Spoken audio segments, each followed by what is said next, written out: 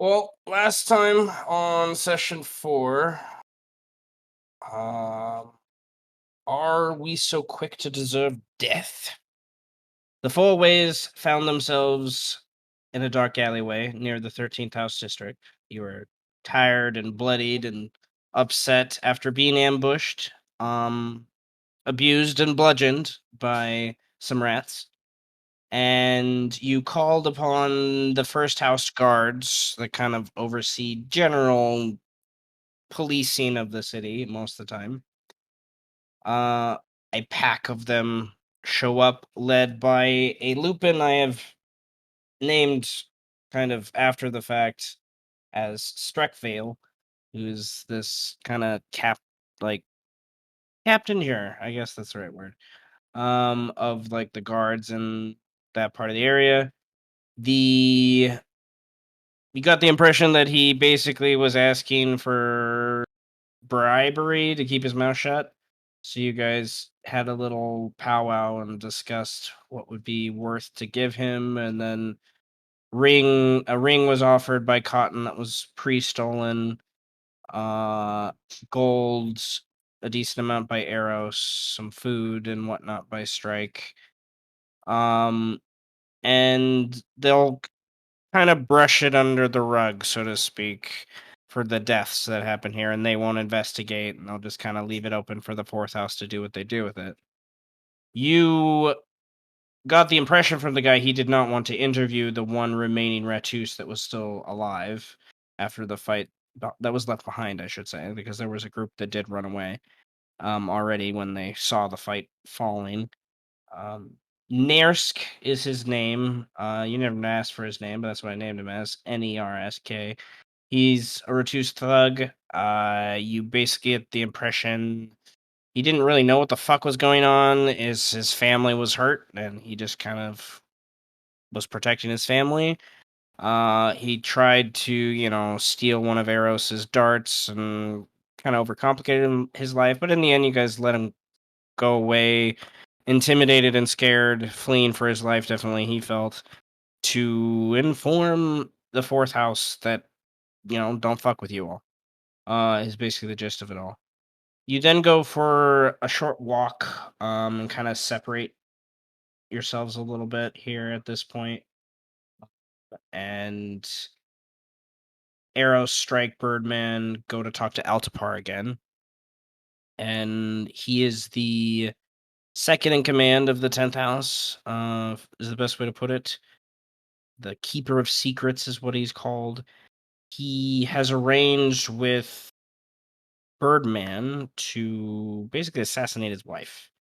Instead of represent her as the attorney in divorce settlement. He'd rather just not go through the divorce, just kill her off. Because she also is connected politically to the 12th house, which is his rival, and the best way to put it. You all figure out his wife. He only knows his wife is going to be at a speech the next morning talking about water rights for the the lower sections of the city. And Arrow, Birdman, and Strike kind of agree to investigate the wife, and that's like it. They don't really agree to necessarily assassinate, and go through with any of the divorce thing or really anything. Kind of Birdman does. He goes and finishes a new contract, but the way the party left it, Altapar, he warned you. If you guys don't take care of this soon, then he will send someone else, right? Forgetting, when I listened to it earlier, the scene that happens later when like Birdman can repeat exactly what he says and what he sounds like. I just like how much trouble that can get people in. I'm gonna love it. Yep.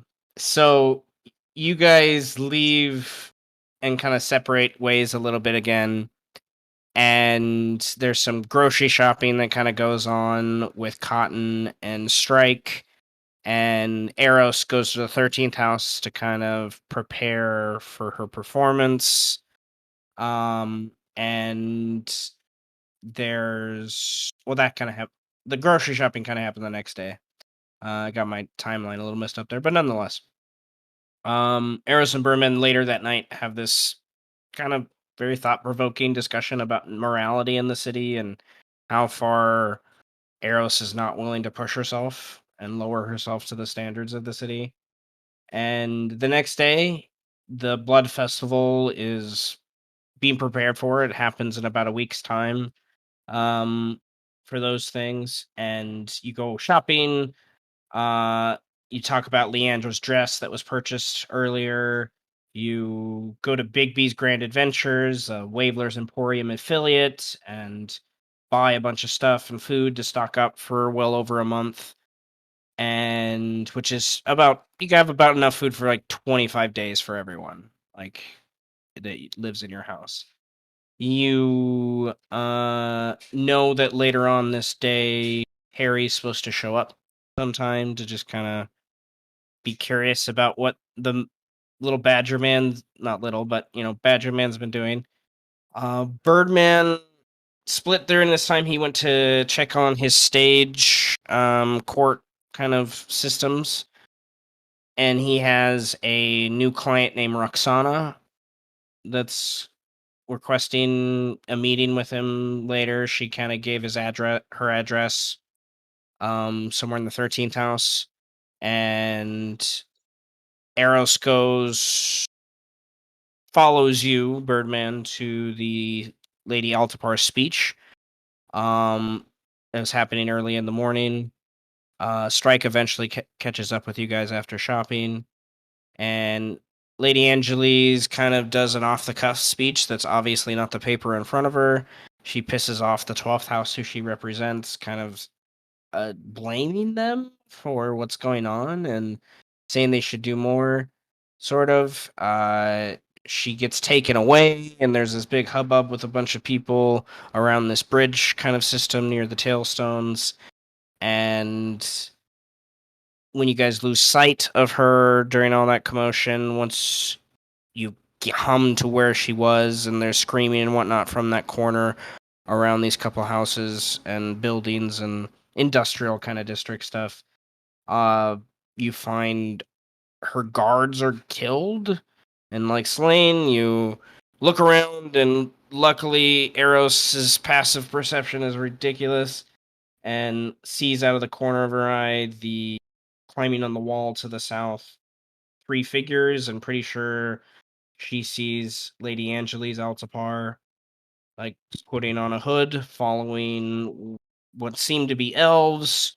Eros trusts her gut and kind of contacts, some people, uh, thinking Talaria is involved, and you guys kind of meet up with them later after kind of avoiding some 12th house members and guards, and seeing the commotion that's kind of being caused in the middle of all this murder, when it was supposed to be this talk of peace and water access and all this stuff. You travel outside the city and get out about, it's about, I don't know, 2 p.m. in the afternoon or so. No, it's 11 in the morning. That's what I put it at. 11 in the morning by that point, 11:30 maybe. And you, a couple miles outside the city, able to forage some food. You meet up with Talaria and Lady Altapar and talk of kind of what's happened in the situation. Lady Altapar hearing the literal voice and words of her husband repeated and mimicked from Birdman kind of shocks her, and you eventually are able to convince her to kind of leave the city and not involve herself with the dishonor that her husband's kind of involved in. So, we are picking up the same day with where we start today, at your apartment, probably, noon, 1 p.m. in the afternoon, after returning from outside the city, and you have a meeting with Terry. You know Terry's going to show up soon, and your livelihood of you and now, 6 children. Wait, 1, 2, 3, 4, 5. No, 5. But still, Five. hey, Might be more in the future. Who knows? Okay. You know. I kind of count because I'm not allowed to be in the house when Terry's here. So You Somebody do might sleep in die. a coffin. So- yeah, But nonetheless, Terry is crazy. You all know this. He's a weird mouse that has a hamster that is just as weird. it's not So, really a hamster. is there anything you guys want to do in the few minutes you're pretty sure before Terry arrives? Yeah. You know, Leave, Leave my room. not be leave. here. Just clarification. Before Eros and the others left Talaria, Eros got from Talaria those outfit designs? Question mark? Question mark? She said she'll need to meet you later. She'll come back in like a day or so. Fine. He wasn't expecting to like be dragged here to go save Lady Altapar from death. So What, you're telling me you don't expect to just be in life risking situations every second of the day? You she live would in city probably life. just sigh at you and then yes, face palm. Realizing the life she's chosen.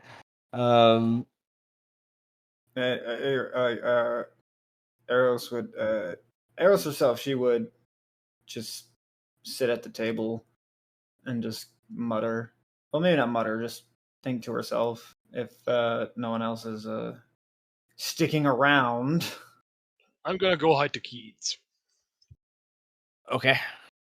Where? In your normal little den area? Or are you going deeper? What are you doing? I've expanded for a reason. Let's go a little deeper. Okay. Yeah, go deeper. God damn it, Alice. Do I have a bigger cave system? I do. Should I just drop it on top of itself? Probably. Or we're just gonna keep making this one map section bigger and bigger with his cave. Why not? So incoming, the map's gonna change a little bit. I'm waiting for the day that an Umber Hulk just decides to make You your cave know, system its home. okay. The two of you that played in Animaeus before, Yeah, there's a very strong connection to the Underdark in this setting. so- yeah. With all the drow and shit everywhere, I'm sure there are tunnels all under this city and stuff, and there are fucking weird creatures fucking everywhere, dude. I'll bet they're just chilling. I'm waiting for the day that we all have to team up together to fight an Umber Hulk. Oh, It's God. gonna suck ass. Umber Hulks are cool. They're fucking scary though. The level you're They're at right so now, very the cool. level you guys are at right now is the perfect level for them. That matches Ah. up really well right there. So I'm gonna They're- put that right there. No, just wait. We'll be dealing with an invasion of Umber Hulks from Oh, beneath please. the city. Please God, no. Those things are so scary. Those in I think they're I can't ever remember their name, but they're like the hook bird. Yeah, the hook horrors. Those Hook things are nasty as horrors. fuck too. Oh, that's one of my favorite parts of the book, though. In the Dritz book, when this little like gnome guy gets turned into a hook horror and like murders people. Oh, it's awesome. He like whole conversation of like nature versus nurture. And I'm not neither going to confirm nor deny that at this point I'm writing down Umber Hulk invasion. That's what I had figured you were doing. Since I'm constantly planning my own demise in this game. Since I'm constantly planning the party's demise in this game. Yeah. What are you talking about? I'm not gonna die. Okay. I'm not worried about you. so I'm worried about me. I'm always worried about me when it comes to life-threatening situations in Dungeons this and Dragons. map is gonna turn into an amalgamation of like other maps. It's gonna be beautiful. I was gonna say, dude, you might as well just put like a bunch more down there, like fucking Umber Hulks, Hook Horrors. Okay, so you dug a ways down Nothing. and you found this like kind of like underwater sewage system that's kind of dug itself out over the years. Oh, I messed it up. That's okay. But nonetheless, you have some other tunnels down there. So I'm going to say there's this part of the map. We're gonna do one of those things like it blurs lines a little bit, where you've like dug down a bunch of like really random long tunnels in different directions, and then you've eventually found where this other map is. That has this like, and your druid friend and you have found a way to. You've been here for more than a year, like, right? Your druid Vulpin friend, I forget his name off the top of my head. He doesn't have one. Okay, we need it. Well, on a. I like that he doesn't have a name, but I eventually want. I want to know what his name is eventually. But I kind of like how no one doesn't know what his name is. I kind of like that idea. But nonetheless, druids have plant growth. You know, it's one of the most powerful druid spells. It's a 3rd level spell, I think. But you know, if they are able to cast it over a year, they can like sanctify the ground and all this stuff. So I kind of picture like this river system. He's found a way to like have it purify some of the water down here so the kids can have like potable water in some ways. But it's a bitch to get down here in some ways. So, you know, His name you is bought Warmonger. Goremonger. I kind of like that. That he has this little. He's this tiny little Vulpin. He's the size of a cat. Uh, Goremonger. Okay. Nonetheless,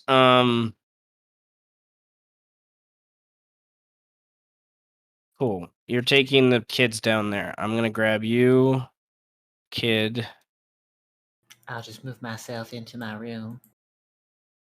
and you guys will get ambiance. And then I move myself back out. Okay, ambiance. And then Birdman, where are you going?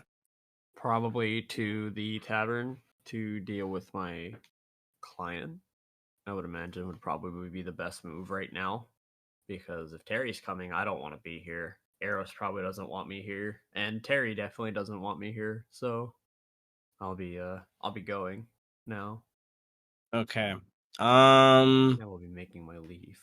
Assume too much. Harold's Tavern. That makes the most sense. Yeah, you said she would be chilling That's there where all I was day. told to meet her, yeah. Mhm. Holy fuck. Eh. I see a tavern with chairs and a funky polyopted bartender who's an absolute bro. I need to find the other person. Okay. It's just down the street. So Seth, this is a random question. Does Altapor have divination magic? Um. He does know. Because if he Oh. does, it's not effective against me. Because I block divination magic with my ring. More of a Okay. just in case, if he did. Good thing to know. Good thing to know. I need to think about something like that, but that's okay. Other idea popped up when you brought that up. All right. There's a knock at the door, like 2 minutes after Birdman leaves, and like 10 minutes after Strike is leading the kids down the tunnels to that cave system down there. Cotton or Eros, who answers the door? Eros would Hmm. definitely stand up and like would walk, like while walking up, would say to Cotton, "You don't want to leave?" No, I'm fine. Okay. And she'd open the door. A human drunk man. Hmm. His necklace bears a very distinct mark on it. Roll me a history check, Eros. And Cotton, roll me a perception check. Mm-hmm. A 2! The worst roll I could ever have! Fuck You have no yeah. idea what the Fucking symbol hell. means. You have no idea who this guy is, or what that symbol means. And then I can't come down. Hello? Just opens the door, sees, like, that's weird. you recognize this person, Cotton, but Mhm. until he comes in the doorway, you're not exactly sure who he is. Okay, okay. Hi. You are beautiful, Thanks. but not. Oh, there's the cat I want to see. Um, Do I? as you come closer, Cotton, this is Marin. He's one of your contacts Mm-hmm. for things that you smuggle. Yes. Long time no see. Do you want to come in? No, no. He looks around confused, looks at his bottle in his hand armpit like he forgot it was there, gets surprised, grabs it, takes a drink, and then on the bottle there he gets another surprise on the bottle. As you can see, taped on the bottle is a piece of paper, and he's like, "Oh, yes, this." And he takes it off the piece of paper and he to the cat, not to you. And he almost wants to put it in between Eros's boobs. Like he almost does, but he hands it to Cotton instead. Thank you very much. I maybe you should go home and lie down. Yes. Goodbye. And he like rolls backward like a Willy Wonka roll and like does a backflip like and lands on his feet 15 feet back and it's like, woo! Okay. I need to get home. You're right. That was too much, and he just kind of stumbles off. Impressive that he managed to do that from the second floor. Yeah, I was thinking the same thing, but I'm also sorry about that. About what? Maybe I don't know. Drunk men, stressful. I deal with drunk I guys all the apologize. time at the brothel. You don't have to apologize for that. Okay, sure. I still have the piece of paper in my paws, and I retreat to my room to read it. So, what's on it? Is it like what's on the piece of paper? What's on the piece of paper? The piece of paper. Yeah. It's dated for today, the 3rd day of the month of light in the year 697, Mhm. and it says you need to deliver a barrel that you have to pick up Mhm. outside this outside the 5th house alleyway in Mhm. the main district where the houses are. Let me put it on the big map. So we can understand where you're at. So you guys are in your apartment.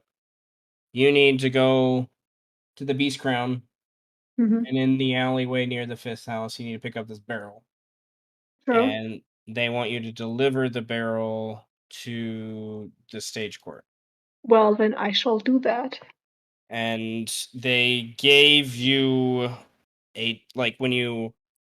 the way this was wrapped up, as you unfurl it, like as you finish reading, like there's this little magic little and a gemstone falls in your hand, and the Mhm. last line reads, "Give this to the wolf at the door to ensure your entrance." Hmm. I see. So Oh, yeah. So I guess I prepare my backpack, and take my thieves' gear with me, thieves' tools. Yeah, and my dagger. Do I have a dagger? No, my sword with me. Yeah, so Cotton is just kind of rummaging through her room and packing her stuff. So, in order to prepare for her little mission, that's what she's doing. Which is, of course, kind of suspicious, since Terry should be coming around soon, right? But she does it anyways. okay. So I missed the last sentence as I got distracted by a text that I shouldn't have read. So Oh, can it's you repeat okay. Cotton is just packing her things and Okay. kind of forgot that Terry's about to like come to the apartment. Okay, cool. Cool. Well, you're going out. You're a Mhm. citizen of the city. You're doing your thing. Mhm. But Okay, so you're packing in your room. All right, go back to the apartment. And you, Birdman, I have one question for you. Did you tell the party about Roxana in any way? Probably not. I probably didn't have the time to. So, Okay. So Cotton's packing their things. Eros, you're waiting for Terry. And you guys wait for another few minutes, and we're going to jump to Brandon's scene real quick. oh, As you're at the Herald's Tavern, is not very far away. You come inside, and you guys can drop yourself on the map if you want to see what's going on. You're just not in this scene, of course. I'm off in the Uh, corner. And I will drop. You can just drag and drop your token, but I can drop Where's I have too many tokens. There it is. There you go. All right, you guys would have had a long rest, so I see a couple of you have your health like Cotton. You can give yourself full Mhm. health and all your Okay. resources and stuff back. You would have had plenty of time to sleep by this point. You've had at least one. You've had one long rest since no one. Yeah, Short rest. one short rest. I'm sorry. You can spend hit dice. I got my brain got distracted. So Birdman, we're going to return to the game. We were changing scenes to Birdman meeting with his new client, a woman by the name of Roxana. By the information that's been left to you, she has an association with the 13th house. You've met her before on the night when Carol's people jumped you. oh, fun. And Birdman, she, as you come in, there's like Greendar just kind of like buzzes and motions you to the seat, and says It better be a language I understand. I swear to God. I gotta look at his languages again. I'm gonna swat him. Okay, he says in common, fine. He could say it in Kalioptin, I guess. Fine. Yeah, but he says in common, she's been waiting for you, and there's this woman's sat at one of the tables here. There's not a chair there, so I'm gonna put her on an actual chair. And she has like a full meal, and like next to the plate is this um obvious like bag of gold that's just kind of sitting there. And as Green Dart kind of sits you down, she pulls out a coin and slides it and hands it to Green Dart, and he kind of grabs it with one of his appendages very greedily and puts it in his little bag of holding. And she just Sick. continues to eat her breakfast and kind of motions for you to sit down and takes a big bite. And I do she's so. she eats very sloppily. You're getting that impression. Like you don't get the impression this is like one of the few times she's had a meal like this before. And roll me a perception or insight check, your choice. Yeah, what is she eating? It looks like Oops. beef, as best you could tell. A big steak. Beef. Morning Ooh, steak. Man. She's paying for something that's been imported out instead of Jurassic meat, and she has this big glass of water. She doesn't have ale or anything, which is also expensive. Who is it like that? The clean water that he gave us the other day? Yep, super clean. Oh, Yeah. beef. Um, And just like this down at is one of the 3 women that Eros assisted in getting a job. oh god. She has, even in the last few days, she's changed her whole get up and everything. It took you a moment to kind of recognize her. Aw. And she obviously still dressed like a dancer, harlot, you know. And then you look at the gold, and there's the bag of gold. It obviously isn't her bag. Like this is it just doesn't feel like it belongs to her. I don't know what you don't know what it is that makes you think that. There's just something about the way it's stitched or whatever. It's just why would she have something that's animal hide? Like, I don't know. It's just her whole persona is lace and frill. I don't know. It just is odd. But she has this like burly ass bag that has a Mhm, bunch of gold in it. yeah. Oh yeah. Okay. And she's flaunting it a little bit too. And there's thankfully not many people in this, in the Well, tavern by this point. There's just a couple Putori back on the table back there. There's always a couple Putori near here. obviously, if no one's tried to steal it, then it must be important. People must be afraid of it to try to take it. Yeah. So okay.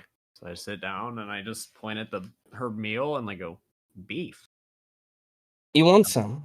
Water is so clear. Mm. Looks over. No.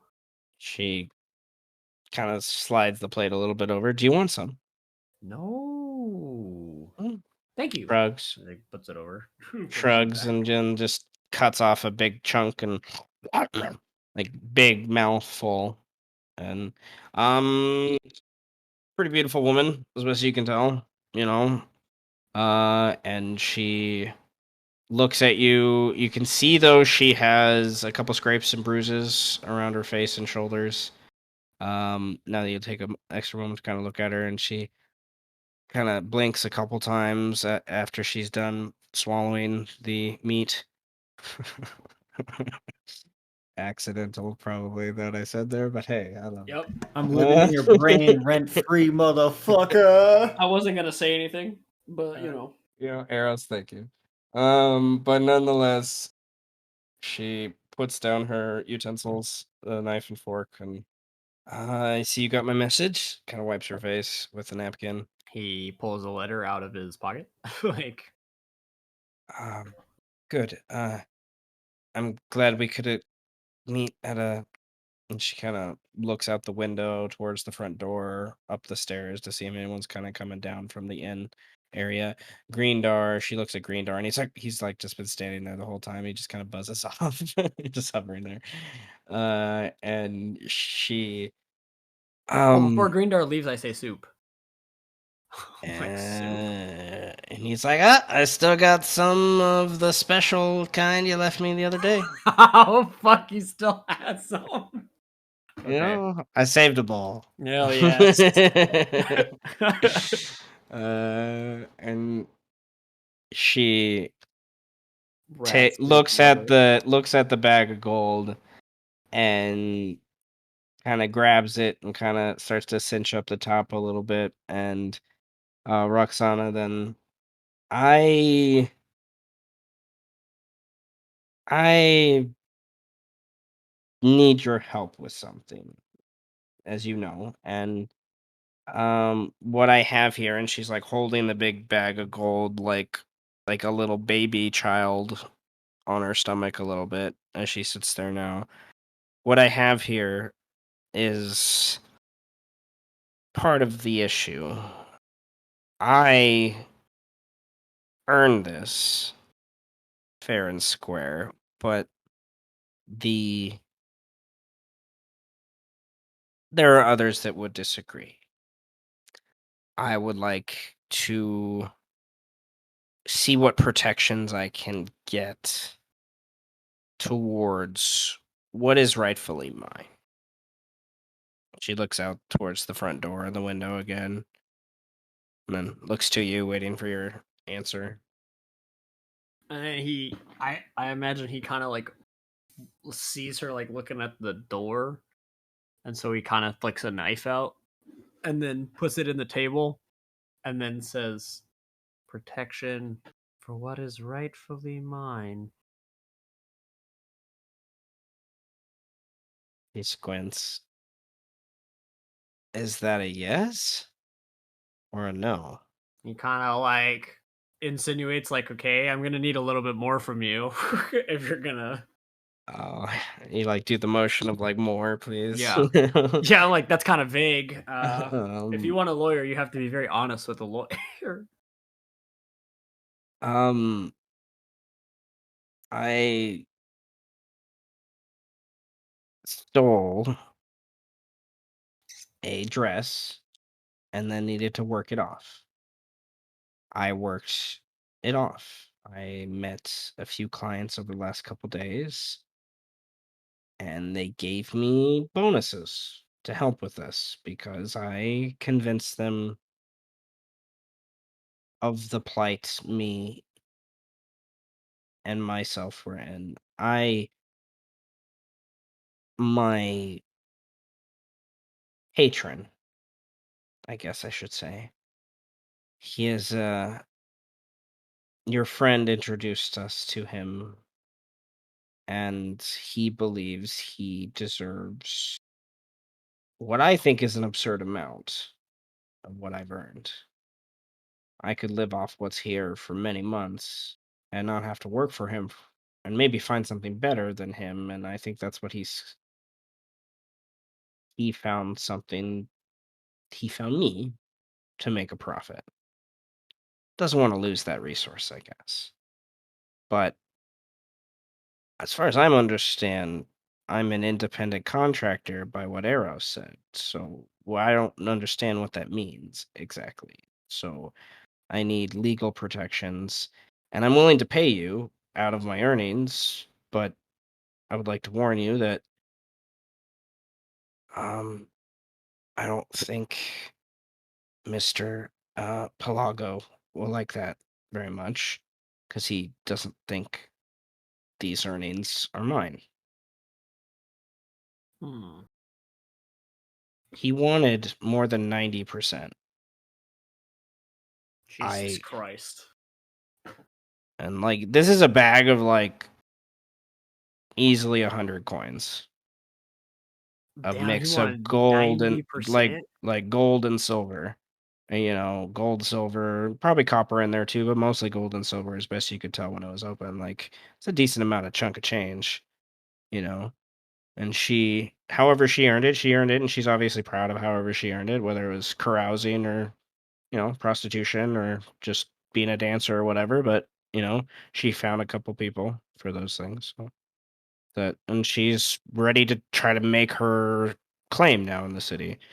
So Eros sort of had to deal with things when she first came into the city, but Eros, her eloquence is unmatched. She has a way to talk circles around people.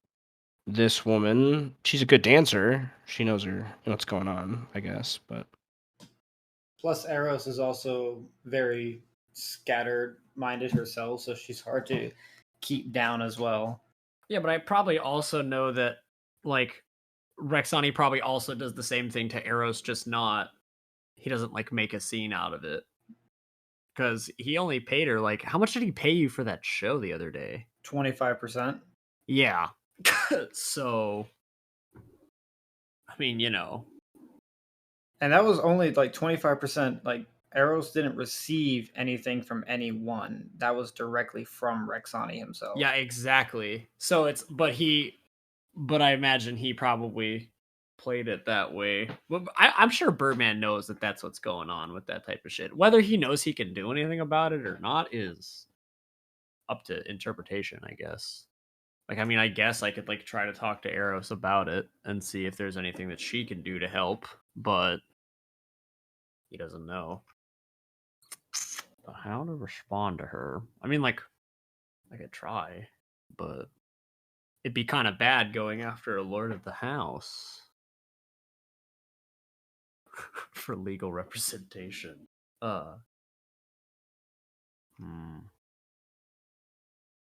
He's kind of thinking these things over.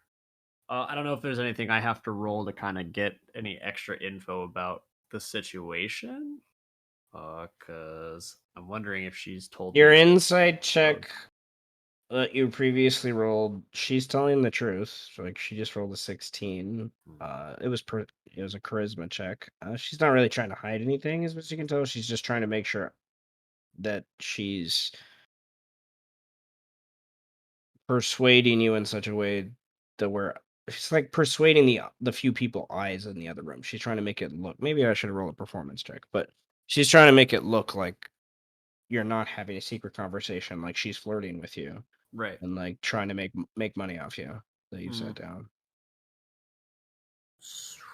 Boy. Okay. So he says, legal representation 90%. And then he kind of pulls his briefcase out and kind of writes on a piece of paper like, I don't really know how to help you right now. I have to get a bit more info on like what's going on, because one case isn't going to be enough to hold up. So I'd have to go talk to other dancers and see if this is a problem with other people, and definitely talk to Eros about it and see like, hey, did this ever happen to you? Do you know about anything happening here, so that he could maybe do something about it? The stealing the dress I can deal with. If that's like the main problem, I can deal with that, but she said she already took care of that. So, but mostly it sounds like the problem is just paying her quote unquote employer. Yeah. And it's like, yeah, I can deal with that, but I need to make sure that there are more cases than just this one.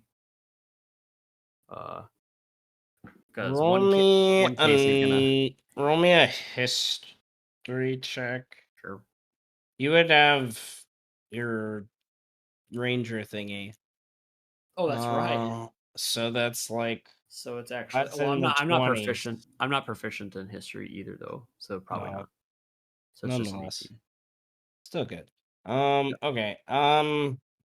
There's a chance she misunderstands what she considers earnings and what might be considered being stolen. Right. For those things, so that's something to look into too. And yeah, that's you also know Rexani, he's one of the richest guys in the city, so there's that kind of complication too. That if you go up against him, he has the money to throw at something like this. Yeah.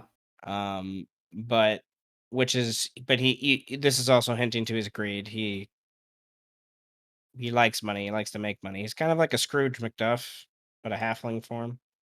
That's kind of how I picture him. Right. But like bardy at the same time, which is fun. So okay, she kind of nods at you, a little disgruntled, but asks for you to meet her when you will meet up with her again. Like, so when she knows. I'll give her a business coin. Like, hey, just you can hit me up at the office, or really if anywhere. Like, leave me a message at the office if I don't hit you Okay. up. So, And then as you hand her the card, she, maybe I should stay. I'll just rent a room here, and that way you at least have some recognition in case. She squints like with that in case, like she's worried about maybe something else developing, but nonetheless, she kind of goes to the bar and kind of dings the little bell thing, and he buzzes out, and she's like, I would like a room, and starts to arrange that situation. What does the Birdman do? The Birdman has some investigating to do to see if he can even do anything about this. So he kind of just gets up and, I guess, walks away. Like, he has no further business here. Okay. We will go back to the apartment. Yeah, and then I imagine I go back to the apartment. If Terry's there, I'll be pissed. So, Not immediately. You're not going back to the apartment immediately, right? true. It'll take a second, but Okay. Well, back at the apartment, Eros and Cotton. Cotton's packing up stuff, and is probably has all their stuff packed, and can leave if they wish. And then there's the knock at the door, and it sounds like a little mouse kind of scratch knock at the door. I imagine this entire time Eros has been like, sitting outside of Cotton's room by the door, just kind of humming to herself. And when she hears that, instead of like standing all the way up, she like on her knees is like crawling across the floor. I don't know if Cotton's door is open for her to witness Door's that. open. Yeah, so Cotton may have seen Eros crawling along the floor. Then she I mean, opens the it's door. whatever. Cotton always walks on her like paws. Okay. So I mean, it's normal for a cat, but a human. mean, yeah. You as you open the door, you hear Terry in Abyssal. I don't know if you speak Abyssal. Only if I have comprehend up. Okay, so you hear a language you don't necessarily understand, but you've heard Terry speak it before. And as you open the door, you get the briefest glimpse of his little familiar, like turning invisible and then like skittering off somewhere. He goes down the steps as best as you can tell. And I should also say, just as a reminder, Eros's outfit. I believe she was wearing shorts last time, but I know she's wearing like a very deep V-neck, and she's definitely not wearing a bra. So her basically leaning over, like you could see completely down her shirt. okay. Terry is there. He looks up at you, and he's looking at your breasts before he looks at your boobs, and then he looks up at you, and then he, all right, let's get this shit over with. Okay. Eros hops right back up to her feet and steps to the side so he can walk in. All right. I heard giggling again this morning. What the fuck was that? Got little imps in here or something? Summoning some just went fucking demons? No. What? You know how girls are. We giggle. Wince at you. Yeah. Oh, that giggling will get you in trouble one of these days. Sure. Well, you got lots of food stacked up in here. Yeah, going on a bacon marathon. I smell your oven going all the time. Where's the shitting little bird guy? He bring anything fucking crazy in here like last time I saw? No, he's out right now. I don't know, doing something. I don't know. I open the door. Oh shit! I love drama. You hear the latch on the door unlock. It's like Speak of the fucking devil. I open the door and then look, blink a couple times. Eros steps forward, anticipating it.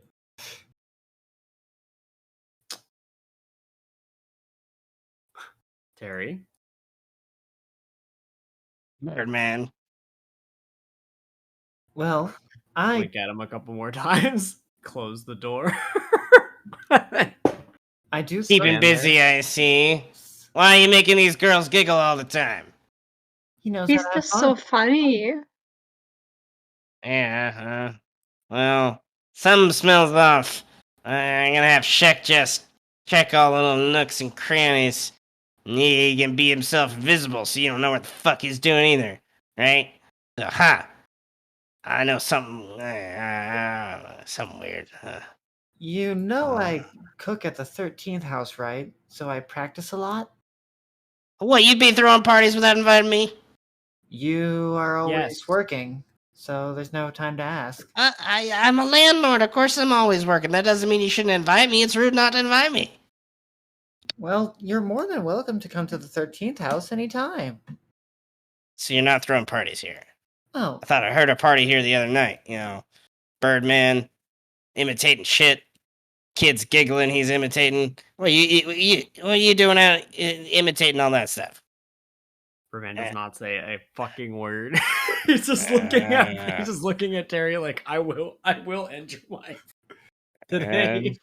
When you look at Terry's eyes, his deep black mousy eyes, there is a little bit of like, otherworldly darkness behind them that you can't fully explain.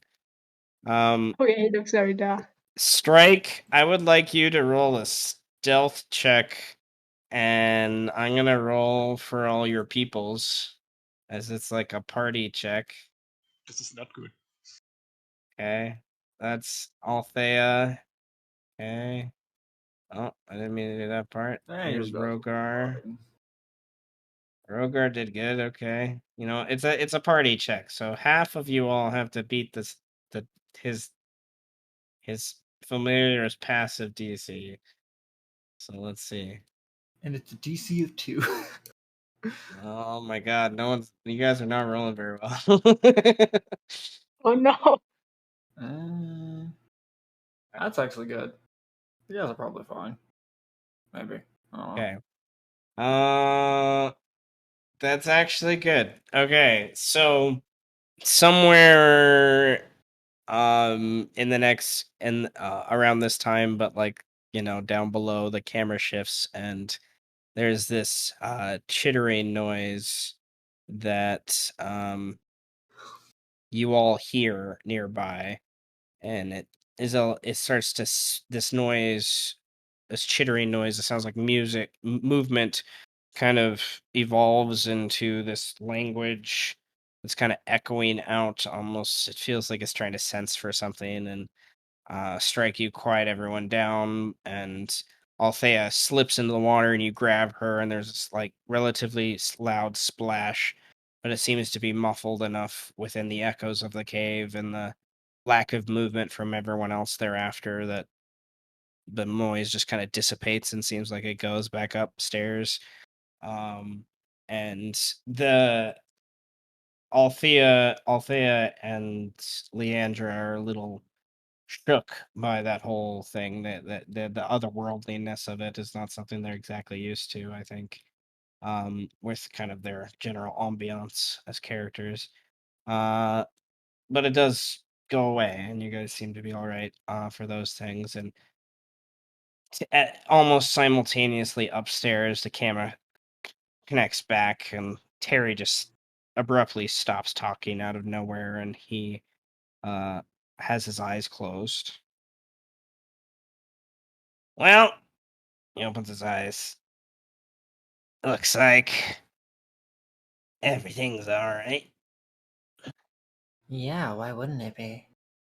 Yeah. I just gotta check everything that's doing my job, making sure, you guys being so close to the beast crown, making sure you're paying your weight for where the dues, close to the beast and all that stuff. And he's just talking gibberish by this point, and he starts to like skitter out and gives a couple more extra looks to all three of you, kind of ending in Eros, and then kind of skitters down the steps. Eros would. Pay your due to the beast, and then he fucking slams the door. Eros would then like hang her arm around Birdman and say, "Okay, want to go to Altapar's The bars? to give him Aengiliiz ear?" He's like, yes. And then he pulls it out of his pocket. The ear is just in your pocket. You kept it in your pocket and not the briefcase? Kept it in your pocket and not the briefcase? I mean, okay. Makes sense. Khan, wanna come with us? Sure. Actually, not all. I will just like come along, but I have something else to do later on. But I think it's in the same direction, so we can. Did it have to do with that drunk guy? Are you Uh, two Kill Terry? together? Maybe I have a secret boyfriend. I will tell you later. Secret No. boyfriend. Eros's eyes like light up. Just starts sparkling radiantly. You better tell me every last fucking detail. Down to the size of his loins. Birdman giggles.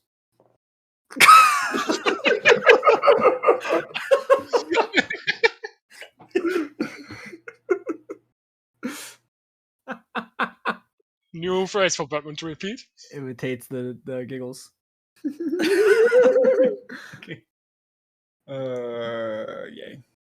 Well, it's not that interesting, but we can talk later, sure. Yes. Okay, let's go. I am so glad that you said yes like that. hell. I will no longer say yes in any other way for the rest of this session. Okay, so you're going to The 10th house. Altopar for the ear, and then Cotton needs to pick up this barrel. Okay. Yeah, right. Yes, I'm suffering. Well, Oh, my he's roll gone. 20 Right. my roll 20 decided to be weird. You gotta warn a girl before you flash her like that. I swear to fuck. Yes. Okay, there we are. Okay, so what is Strike doing? That is a good fucking question. What the fuck am I doing? Because these people are all going, up here to the Beast Crown. I Mm. guess since I was part of the whole operation, might be going too eventually. Okay, what do you do with the kids? I tell them to go have fun. Try not to be too loud. Maybe go see the Vulpin friend. Okay. So down in the tunnels. Yeah. Okay. All right, then you kind of follow behind. Probably very easily catch up with them all. For my movement speed, nothing is too far. Yes. And you guys, yeah, no worries. You guys, you're all on top of the map, so I can't even see what the things I put. Oh, there you go. So, yeah, the 10th house is on the way there. So, we'll see if Lucy comes with you all or continues on by when they return. And then Strike, Birdman, Eros. You go to Altopar's tower. Yes. I would say like outside of the tower, Eros would stop them and say to Strike, "Are you going Okay. I'm not trying to be rude at all, but Just spit it out. I don't know how well you can lie to this man. Hmm. Good point. I do like to be blunt. I know Birdman knows how to keep his beak shut. And me? Well, I'm me." Considering I was this close to slapping his head off last time, maybe I should stay outside. Okay. Maybe you could help Cotton out with whatever she's doing. Maybe she needs a wing melon. Well, he's a bit loud, maybe. Not the best idea. Oh, I can be quite stealthy. It's Also a bit the loud, climb speed. maybe. He's a big guy. Was Cotton going to join them in the 10th house, or would they continue onward to their thing? She would continue onward. I was just like, For sure. For sure. Okay, so Strike, will you stay behind and be stealthy? I'll be stealthy. So, are you just going? How are you following them? Just staying behind in the hallway, trying to be unseen? Or are you? What are you doing? Yeah, I'm just staying outside. Completely outside. Okay, well, you don't necessarily need a stealth check. You're just waiting for him outside the building. Yeah. Okay, cool. So, all right. Cotton continues onward to the 5th house alleyway, and you, on the corner of the street system there, you have the kind of stacked kind of crates and barrels, and there's the barrel that's marked with this symbol of the fifth house, and it said it would be facing towards the west that you come from, so you could recognize it. So look at that barrel in the stack of the other ones. Pretty sure it's that one, as all the other symbols seem to be facing in different directions other than that one. And I need a stealth and sleight of hand check to do this and blend into the crowd without people drawing attention to what's going on. Oh, I think I rolled in, like with That's all good. advantage for some reason. It's all good. Um, I'll take the 22. I always take what's on the left, anyways. If it happens that way. And then sleight of hand. Okay, cool. Cool. There is like a couple people notice you like grab it off the rack, but you're within 15 to 20 feet. You blend in with the crowd and kind of move along to the next destination. You need to get it to the stage court. So how do you want to get there? Do you want to go back to where the way you are so you're closer to your compatriots, or do you want to kind of go the other way? Which is technically longer, I guess. she takes the shorter route, and she kind of walks confidently, like she is blending in with the crowd, but she, is used to that. But I guess she just pretends like this is normal, walking around with barrel in the middle of the street. Relatively normal. People carry resources and stuff all throughout the city. Trade's pretty common for those things. Where you're going, once you get closer to the stage courts, it's going to look less and less normal kind of thing. So I want to hop back to them just briefly to see how long their scene is, to see if they can catch sight of you before they leave, and then we'll hop back to you momentarily. So we'll strike. Roll a perception check to see if you pick up on Cotton. Or Cotton, you would see Strike with your passive perception. Okay, well, yeah, Strike, you see Cotton with that 23. Okay, so you guys lock eyes with each other. You see Cotton, Strike, that's a decent enough perception. I think you're able to pick up on that, Cotton's obviously doing part of their job that they get paid to do throughout the city that, loosely is criminal. What do you do? And Cotton, what do you do as you guys kind of lock eyes with each other on the street? I mean, we've probably been doing a few of those together at some point, so Strike would know what's going on, I'm guessing. Well, I don't just think shrug we it would off. know with the trade partners No, necessarily. not this one in particular, but just kind of have an idea of what's going on. Well, she kind of notices that Strike has seen her, kind of, let's say, rolls her eyes, but then gestures that she can come along, and if he wants to, because why not? They've done this. They have done this before, and she trusts him. Strike just gives a nod in return and follows close behind. Okay. Awesome. Okay, then I'll take you off that map, and we'll go back to the big map real quick.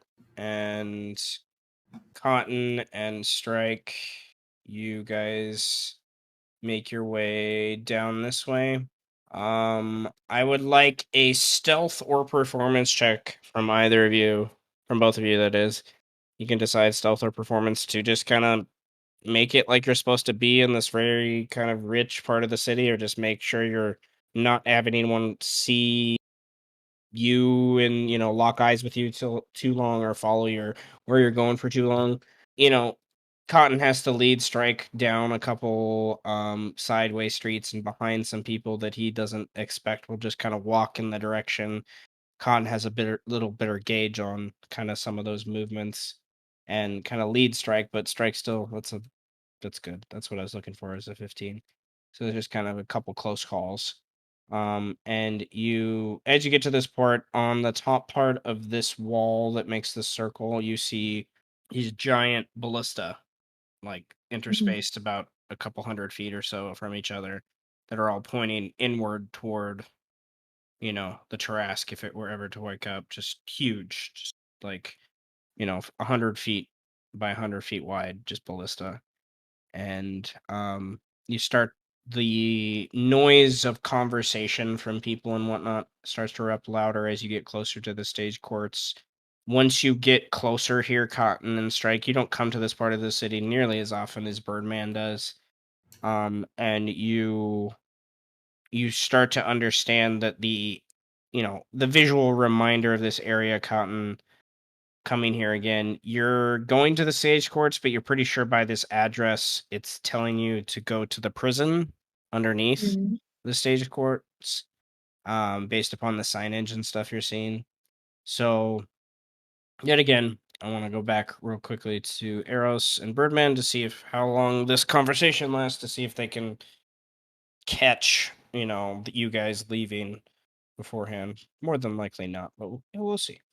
So Eros, Birdman, you go to the main desk area and you're led up the spiral staircases to this room that you've been in before. It's kind of his library where a lot of this is journal entries and whatnot from the 10th house of the last 100 years plus of them just keeping account of things about the city and whatnot. Many of it could be assumed as blackmail if it's used in the right or wrong way, but hey, it's kind of what it is. He kind of closes one of the big books as you kind of come in and looks at you two and has a kind of quirky smile on his face. A little bit curious, you can tell, would be a good way to put it. What do you do? Eros is definitely putting on I wouldn't say it's a show, but because she is pissed off at him. But she's definitely giving that, like, she looks at him, then kind of like looks away off to the side, irritated, before walking up to talk to him. She would say, Birdman, hand it over. Like right here in front of all these people. He like looks like right here in front of all these people. You mean just do that right now? Because there's people in here, right, that aren't just him. Or is it just him in here? Yes, there are a couple people Yeah. from the 10th house in here. Yeah. Merman's like in front of all these people? Like Eros would lean onto the desk and just looking at Altapar say, Well, he wouldn't have any problem discussing his divorce now, would he? Not in the presence of my attorney? No. I think that's exactly. just Birdman starts nodding and he's like, yeah. Oh wait, that's me. Then he like goes, oh shit. And then he takes out the ear out of his pocket, kind of just throws it on the table. Like, here you go. Birdman doesn't have a lot to say, kind of just takes it out of his pocket, throws it on the table. His nose sneers upwards a little bit as that left eyebrow raises in disgust and concern and confusion. What is this? You know what the fuck this is. It's exactly what you wanted. An ear? I did not want an ear. Proof. You telling me you don't know what your own wife's ear looks like? Really? He goes to kind of pick it up and he looks at it. Where's the rest of her? Birdman kind of like he like gives him that like look of like, oh, you know. Like not Strike here. Adro. You really think we would not dispose of what's left? I need a deception check. Cha-cha. From both of us or just from one of us? Both of you. Can I give Eris advantage instead of rolling? How? How are you hoping? I mean, I can't really say anything. So it's a lot of my like body language that's kind of just like Yeah, I killed her. Like, what do you want? Uh, What do you want from me? So I have you're an ear. assisting by not saying anything. I am assisting, yeah, by looking at him and like insinuating, like, I don't know what else I'm supposed to say to you. Like, I have your wife's ear. He probably says proof in like Strike's voice a couple times. Like, hey, dude, I'm supposed to have proof. Kind of goes over the raid again. I don't know. Like, Birdman doesn't really have a lot to say. He's kind of just a vessel. Okay. So that gives me advantage. Yeah. Okay. Well, my first roll was better anyway. Sick. Okay. Well, both of you get inspiration. You and Cotton also get inspiration. For the stealth scene too. I forgot to write that down earlier. And then he nods, takes the ear, and before he like fully puts it away in this little pouch that he pulls out from his side pocket, he I will have this tested by the appropriate alchemists to make sure these claims are true. Ties it up and closes it away. You do that. Oh, and while you're doing that, Hardy is also dealt with as well. How so? Well, you see, he got in a little trouble because of us. And then an accident happened while he was detained. When Birdman says, or when Arrow says accident, Birdman puts his fingers up like quotation marks. Accident. I need to have him roll another insight. Okay. Well, I think it is all settled then. I would like to verify the demise of Hardy the God Butcher.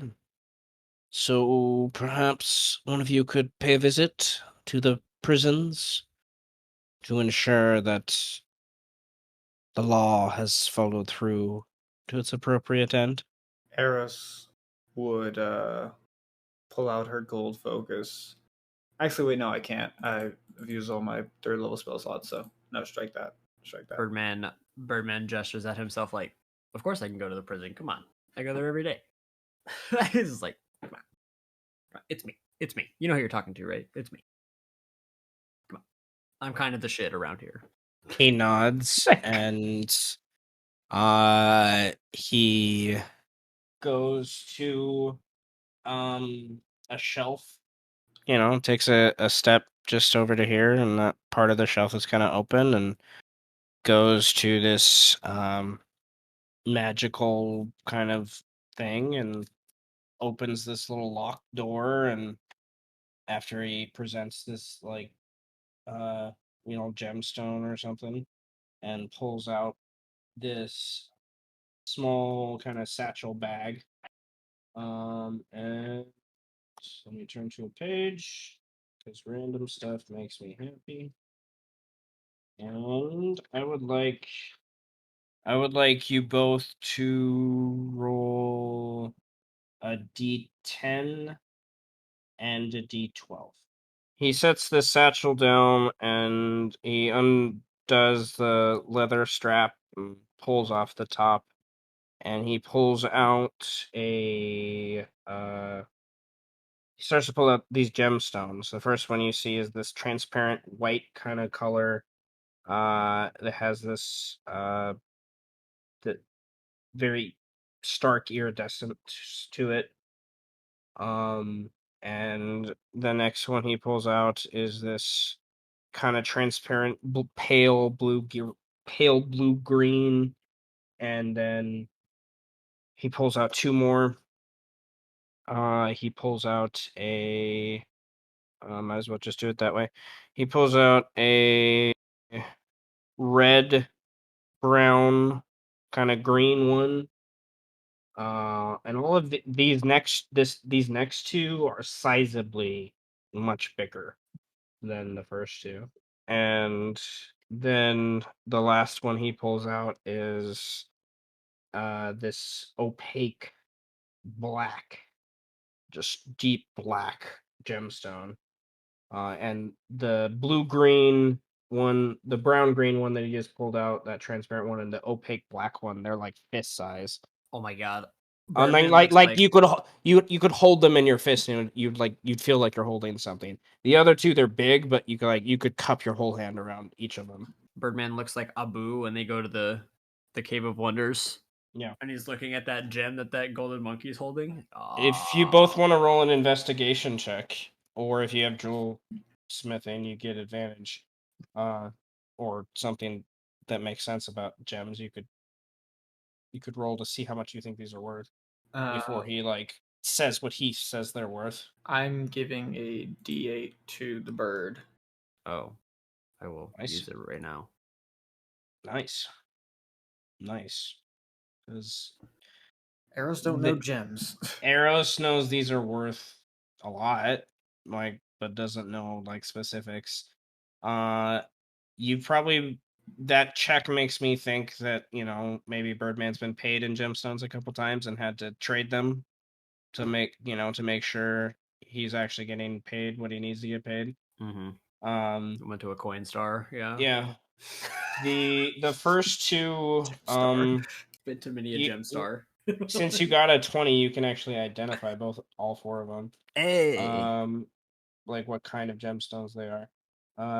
The two bigger ones, the black opaque one is a jet gemstone. It's worth about 100 gold. Oh my god. The next one, that transparent brown green, is a type of garnet. It's also worth about 100 gold. And then the other two, the kind of transparent pale blue-green one.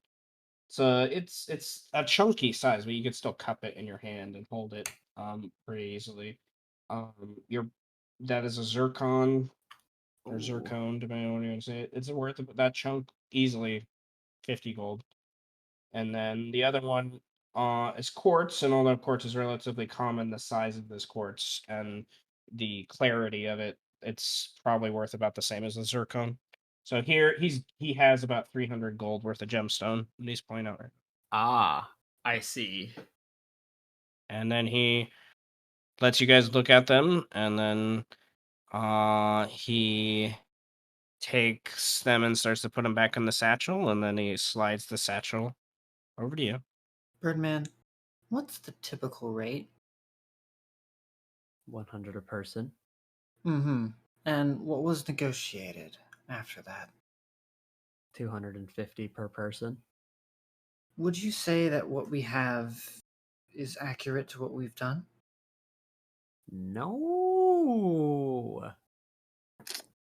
He does the thing, and he writes I don't know how he would. Oh, he could thieves cant it to you in his hands. He's nah, we're about we're about 100. We're about 200 short here.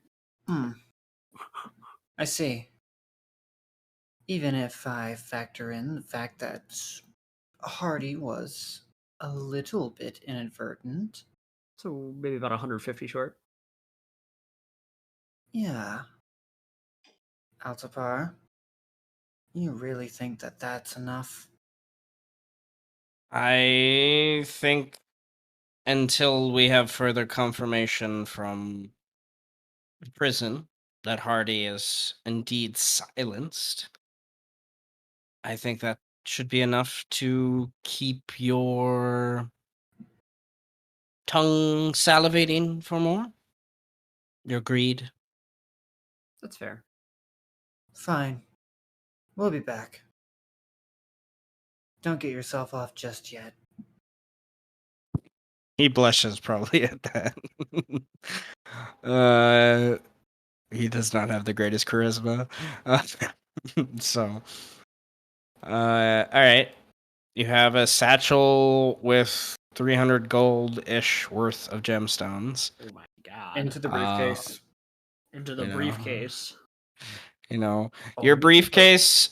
Your briefcase. What kind of lock is on your briefcase? Just good for me, I think, to know based off on what you're putting in that thing now. I don't know, man. Definitely a combination lock. Probably a combo lock. Yeah, I was gonna say. Okay, so combo lock, I would say that's at least like a DC 20. Okay, so DC 20 lock for your thing. Combo lock. If anyone gets to that point, just so we can have that aware in case, because you're putting so much, you have so much, we have so much stuff in there. Eventually, we What's need to. in- I have to make a list of what's in there. I'm gonna- A lot of things. We'll have to talk about a list of what's inside the briefcase. There's a Is it lot of is shit it a in bag of holding? It Yeah. is. It It is. That's is. right. So Okay. we'll have to make a list of what's in. We need So- yes. So even if Okay. someone does steal it, they have to know what's in it to pull anything out. Yeah. Yes. So each of these gemstones don't weigh very much to necessarily have to account for that. They do take up space though. Not very much, because you can't hold 500 square feet or whatever it is. But you do have those things in there. Okay. And you guys, do you go straight towards the prisons? Sure. Yeah. Sure thing. Okay. I would like a perception check and an athletics check first from both of you. Fuck. Can it be Acrobatics? No. Oh. You're not climb. It's not climbing. This is just general speed. Just general. Just how quick. Like I want to see how quickly do you guys maybe catch up with them. Okay, I was looking see for we a both 10. have a minus. Well, I don't have a -1 because my thing, but we both have shit strength. I do have a -1 because I'm fucking. My Okay. joints are fucked, man. All right, so you guys are a few minutes behind Cotton Strike. So you guys can I imagine a lot jump of that, in narratively where you think makes sense. I imagine a lot of it is Eros kind of like just cussing, like swearing up a storm about Altapar, like saying, Yeah. fucking asshole, dick mongering shit for brains. God's fucking kind of want to rip his dick on fucking half. Piece of shit. Are there any food places right like in this area? Like Sure. okay. when Eros is like bah, bah, bah, bah, bah, I just imagine like Birdman has like a shish kebab, like eating it. You want it? He just kind of holds it out to her. Shish kebab. she without like skipping a beat, she just like pulls off like 2 pieces of meat, throws it in her mouth, chews it angrily, and then gets back to ranting. You just see Birdman walking next to you eating. Like Birdman, roll me a sleight of hand check. hell yeah. No one knows where you got this, thing from. You stole it from someone. No one knows. I could have taken it earlier from another place. Like you just pull it out and like, where did this come from? Oh, I pull it out of the bag. I pull it out of the briefcase. Yeah. Yes. I just like I was gonna say if you rolled under 15, you would have some guy chasing after you and be like, "What the fuck? You stole my!" But no. I just pull it out of the briefcase. Like, oh yeah, I forgot that was in there. Just took it over some guy's hand. As I'm walking down the street. Hey, thanks, man. Birdman I also- tap a dude on the shoulder and just take it out of his hand. Yeah. I love it. I love it. Okay, so back to Cotton and Strike for a few minutes, and then Eros and Birdman, you can jump in where you think it makes sense. Yep. Cotton and Strike kind of make their way to this downward stairwell that's guarded by it's a mixture of houses that are here. If roll me a perception or history check, Strike or Cotton, if you would like to kind of see what houses are represented at the kind of prison. And okay, it's DC 10. Wasn't too difficult. There is members of the 12th house, mostly their Canis coyote folk that are kind of on the rooftops with their bows. There are Lupin from the first house, like kind of the main muscle that are on the guards. And Cotton, you were told to pay the wolf, with that gemstone. So you have to find the cat. You have to, you're able to kind of pinpoint just outside the door where that who seems to be the alpha, so to speak. And then there's representatives. They're they're tiny creatures, so it took you a moment to kind of see them, I guess I should say. So Ragnar points out that there is a duo that walks down the steps before you of this Fellis, which is the small cat folk. They're tiny. And a walking with a Putori, which is the kind of mongoose weasel folk, little ferret folk, more like ferret folk. And they seem to be in charge, those two, just by the way the rest of them defer to them. And then as you guys walk up behind you, there's kind of some commotion that draws your attention. By this point, Eros and Birdman, you're a couple 100 feet down the road, kind of taking your time walking. I would like you to roll a perception check as well. And I want to give all of you each another inspiration point, as we are, I don't know. He's planning something. Yes. The Umber Hulk invasion begins now. Yes. Does my natural explorer apply to this? Yes. Perception check? Stealth Dope. is optional for this mission. Stealth is optional for this mission. Stealth. Oof, that's kind of bad. But it's actually a 12. It's actually 12. Yeah, it's actually a 12. It's not Okay. bad. Could be worse.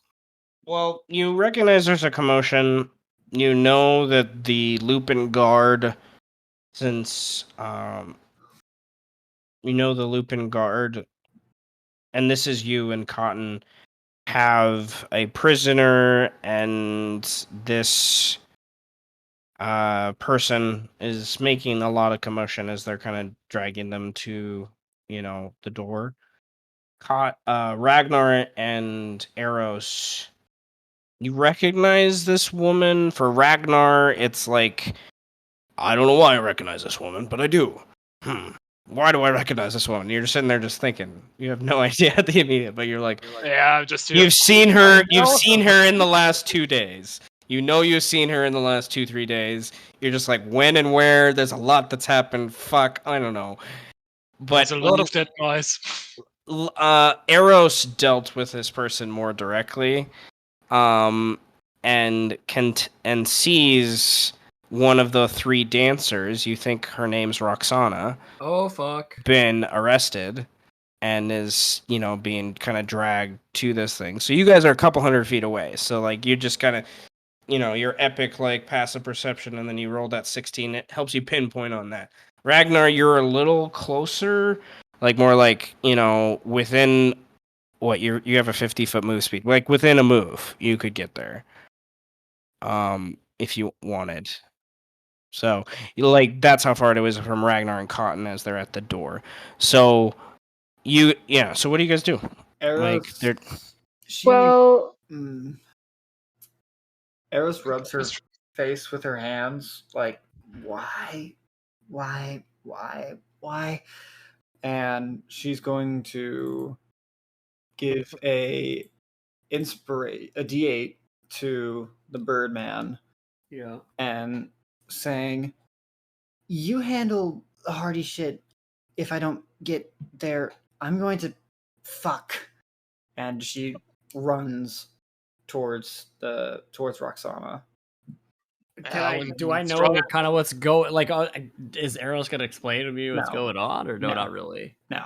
Roll another perception check with advantage, Birdman. as you follow where she's running to see if you can pick up on something. Okay, And you that's do. a You When also, I 25. will say when Yeah. Striker sees Eros running, he gives a current nod to Cotton. well, and you're goes, around a corner, Strike, so you're not going to see her for a minute.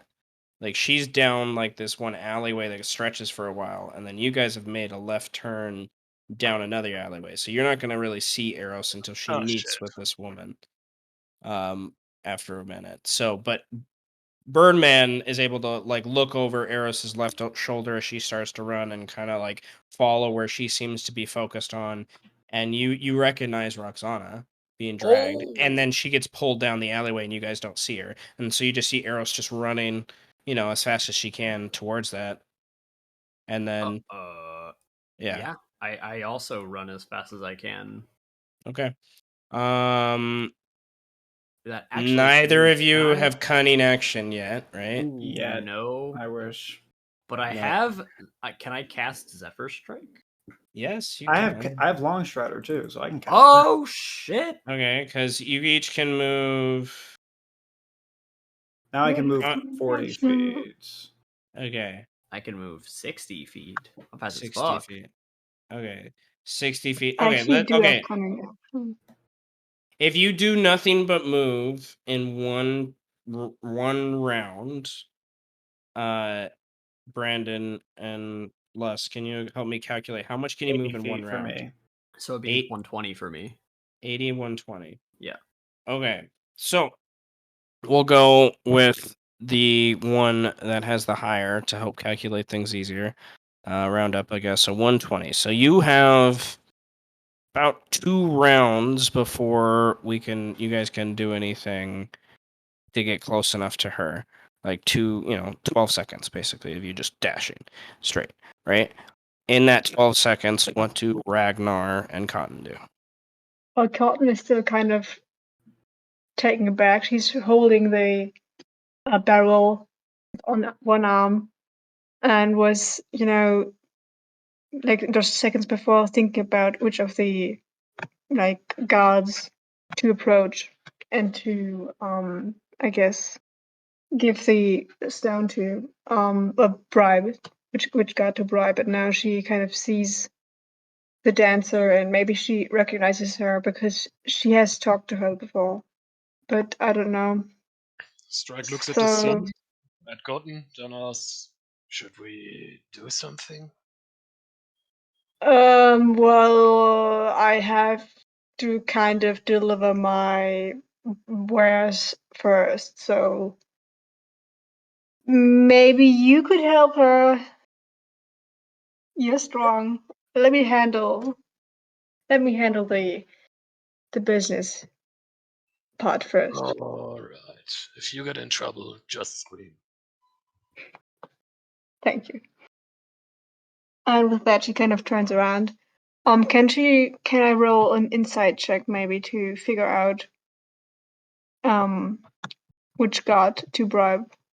Because I didn't like it was a wolf canine person. Yeah, you but- see 3 of them right now. Yeah, roll a insight check. Okay. It's not 2 of them, so you think it's the third one. You know the other 2 just their way they're dressed, the way they're carrying themselves, they kind of defer to this other guy, and then you get a good look at him and he's wearing like plate armor, so you think the others are wearing like chain armor. Guy with more expensive armor kind of makes more sense to kind of be usually the one in charge. He's been working the job longer, able to save up for that, or gifted that by the house for whatever reason. And 2 more that you guys in this time that you've waited. I'm going to give me a sec to set up a little map to continue the chaos here, I guess. Man, I love how she was just supposed to be in a fucking inn. Yeah, life happens. Why does this always happen in any D&D session? It's always like, hey, stay right here. 20 minutes later, hey, that person you told to stay there? Yeah, they're being arrested now. What? Oh, they stayed in one spot. Imagine if the session just goes in real time. Okay. It's been about 4 hours now. Probably. We're still just standing here. Yeah. All right. Bye. So loosely, where you all kind of find yourselves up, Eros and Birdman, you're pretty far down on the map, from kind of where the prison entrance is, and up top of the map, and you see, Cotton, your guard that you think is the main guy, is that one. His other guys, and then Roxana is being taken in by these two guards. The oh, I forgot to do something. The entrance, I'll draw it in a weird color different than that one. All right, there's like an entrance kind of right there behind them that goes down, and there's like those steps that kind of like take them down. That go underneath into that prison area. And you can hear screams and moans and groans and yells and all this stuff that indicate, lots of people locked away inside there. Even by this point. There were probably other like noble people and solicitors and lawyers and stuff here that are, well, depending on what you guys do, probably dispersed from here, but there are other people here that, are witnessing what's going on. They're just not directly on this map, or they're quickly moving off this map in these first few moments with all the commotion going on. Because you guys running as quickly as you are with kind of the congregation of people, it is kind of creating its own kind of wave of people reacting to, what's going on as well. Like, whoa, follow them, or, get out of the way. Oh no, something crazy is going on, whatever the case is. So, it is, I should turn on the daylight because it is daytime. What do you guys want to do? We're not in combat yet, but obviously this easily could turn into combat. So, Well, I have a question first. So Cotton has to deliver like this barrel to someone.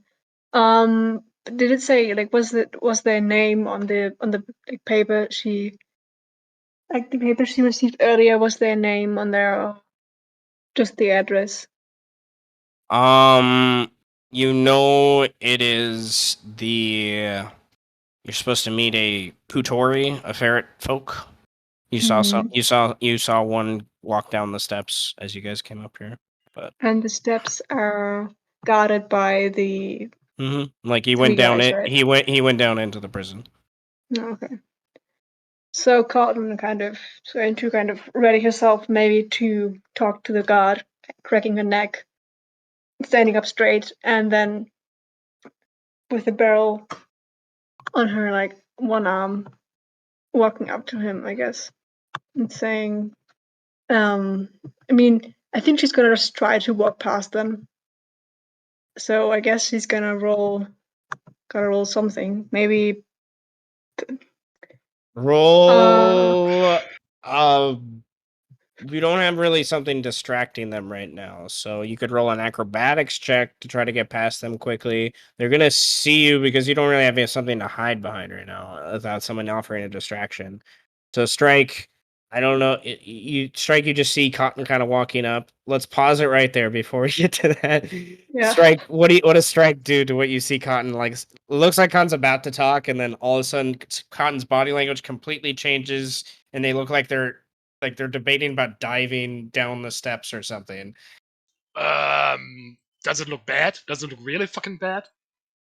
You're not sure about bad or good right now. You just know the three wolves are just like, what? Like, just, what is this? This cat just walks up with this barrel underneath its arm, and just like, like. So they seem completely clueless. In the immediate moment, they're not sure. Like, one of them, you can see maybe barks out, "Hey, who are you?" kind of thing. But I want to know what Strike does before I continue, and I want to jump to the other two. Well, if it looks like this person I barely recognize is in trouble, and if it looks like my friend is in trouble, I'm going to my friend, of course. Run over here and ask, what's going on? Are you lost again? Okay, this is at this moment that Birdman and Arrows kind of run and turn real quickly down this alleyway, and you see, you guys both see with your passive perception, Strike and Cotton are here, and you're both kind of confused, I imagine, a little bit, with kind of the happenstance of that, and they're talking to the guards. They seem to have recognized that Roxana's here, but they're not really concerned with that. You definitely get the impression from just the body language that's going on. What does Birdman and Eros do? Birdman stops, Eros pants and comes up next to Birdman because he can run. He was running super fast. So we're not at Roxanne yet. We are No. legitimately, like 135 feet away. Yeah, I mean, if I can get there to her, I need to get there. Just like if I'm screaming like, "Hey, hey, hey, hey!" What the fuck? Eros would also be doing the same thing. Yeah. Hey! Stop! Okay. Yeah. You guys can move equivalent of your full movement of a turn again if you would like. And if you're in range to cast anything, you're more than welcome to as your action if you can do so. If you wanted to do something, but they do move closer to the steps while you guys move forward, and you guys start to hear Birdman and Eros yell, and I would like everyone to roll initiative at this point. Yeah. Because the guards are not sure what's going on. So I'm gonna roll. I can't do my acrobatic check. You can if you want. You can do it. You could do your acrobatics if you wanted to get started with that. I'm fine. Come on, son of a bitch. Well, I guess I will It is. try. It'll be okay. Yeah, I was like, I'm if it's gonna- low enough, I'll see if they can roll, but they can't beat that. Yes. Okay, so 24. So Cotton, I'm gonna put you Very nice. in that square to start the combat to see, and then on your turn we'll see if you get past them, I guess. Is how I'll explain that. And then let me roll. I'm gonna roll for each of the guards differently because you guys might split up. It'll be easier for me to keep track. I And used then- an inspiration to give myself advantage on the initiative. Okay, cool. Did you change it or do I need to change It's it? already changed. Awesome. All right. So Strike is able to strike first, I guess. Yeah. Quote Please do not unquote. kill cops. Please don't kill the cops. Please don't kill the cops. I am holding my action and attack the first guy who goes after any of my friends. Should I just say this is basically an intrigue like in L5R? Like this is not true combat. Yes, I'm slowing down time because there's a lot gonna happen here. Okay. So So you're not. No one's necessarily enemies yet, right? No one you don't get the impression these guards are attacking anyone yet. They just are like confused of what's going on with all these moving parts happening at once. I'm not even drawing a weapon because I am the weapon. Yes. And as I said, I'm just attacking the first guy who attacks any of my allies. Or Alright. if they go after the dancer, or attack her for some reason. Okay, well, you only can ready an attack or a movement action because we technically are still combat. So, which one do you want to do? Or you could move still if you wanted to get closer. But Move here. and then you ready your attack. Okay, if any of them move. All right. So Roxana's going to. Oh yeah, and rage, of course. Always assume rage. Every first turn of combat, when combat starts, always rage. My God, damn it, Strike. Anger. Yes. Okay. All right. Roxana tries to. Well, the guy might roll really low. Oh, no. Okay, almost did. All right. She rolled a 5. They rolled 9 and 7. She's trying to use her action to break out, and they're just trying to hold on. See, I was going to see if she broke out of one arm or the other. This guy kind of moves here and, slowing down time. He's has to wait for the other people to kind of move. The other guy, and they're going to, So he'll move there, and then he's going to ready his dash action to follow as far as the other guy can move to the next position, as they're just confused and just, excuse us, sorry. And this guy just kind of nods them off, and then he turns back. He's like, oh, hey, you big fur. Oh, whoa, hey, little fur. Whoa, we got to check in here. And he just says that as his free action. Oh, and I didn't mean to skip Eros. I apologize. Eros, Ah, what do you do? Why am I terrified? my shit. That's is rage. That's Rage. rage. Okay. Oh my gosh, my shit was going all over the place. Okay, so my normal movement, and then oh cool, I can get right up to them. So yeah, with full dash, Eris gets right behind them, panting, says, "Wait, stop! Don't take this girl. Hold up. Oh shit. Fuck." What's Eros's constitution modifier? Her constitution modifier is a 3. Okay, yeah. So she's out of breath, but she's not exhausted. Oh yeah. She's just not strong.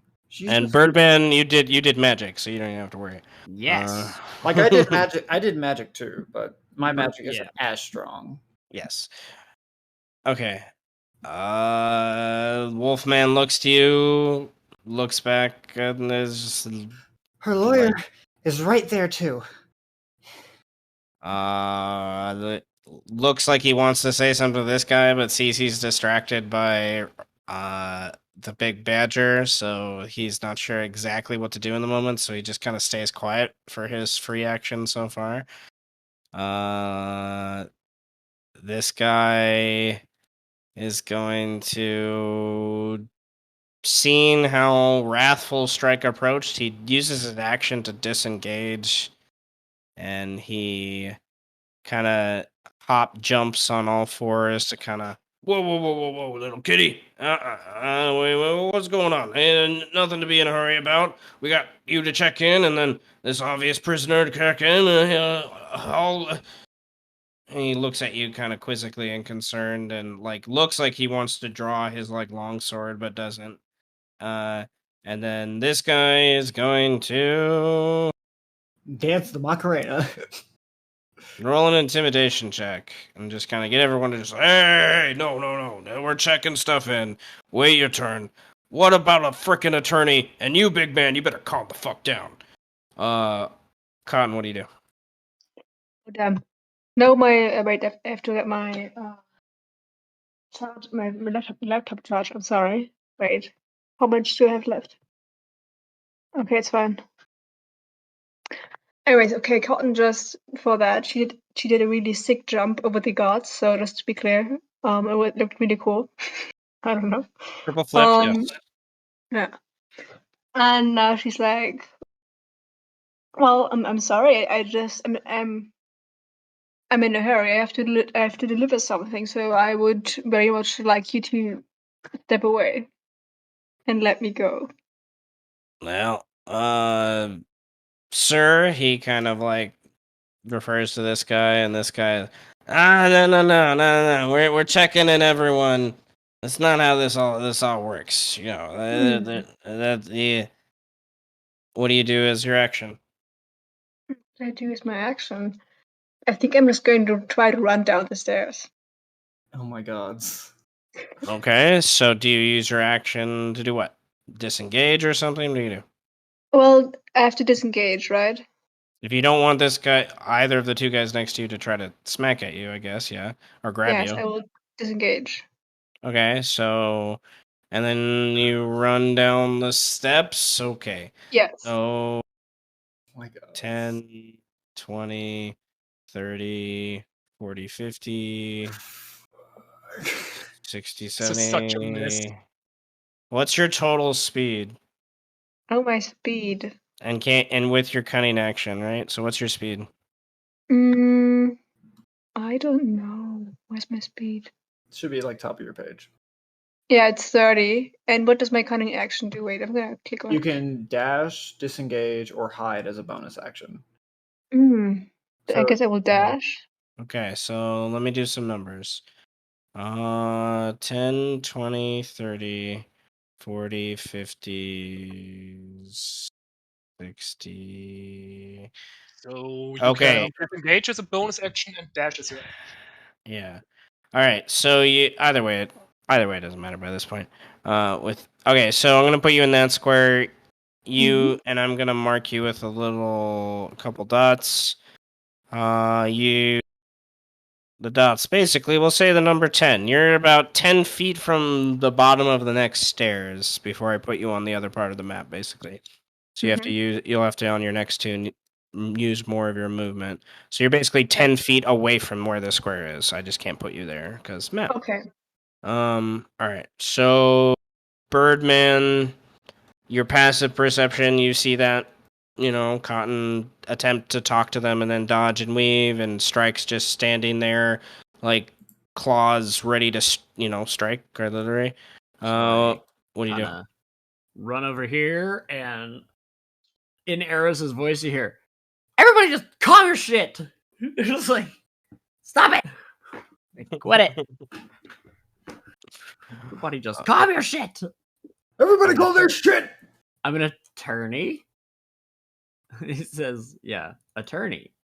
Everybody calm your shit. Phoenix Red Star. What is happening?" Yeah, he just like, It would be advantage, but it's disadvantage because of what others have done. So it cancels out to a normal roll. Roll me a persuasion check. persuasion. With a Okay, D8. I'm gonna use one of my inspirations to get advantage, And you have a D8, so. and I will have to use a D8. Hopefully. Oh my god. Everybody hates me. And Jesus wants us to fight. I can't fucking talk. Well, you get to keep the D8 if you. That's You do get to keep the D8 for your next turn. my inspiration. The Lupin knight here, you don't look like any attorney I've ever seen, is his answer. Fuck you!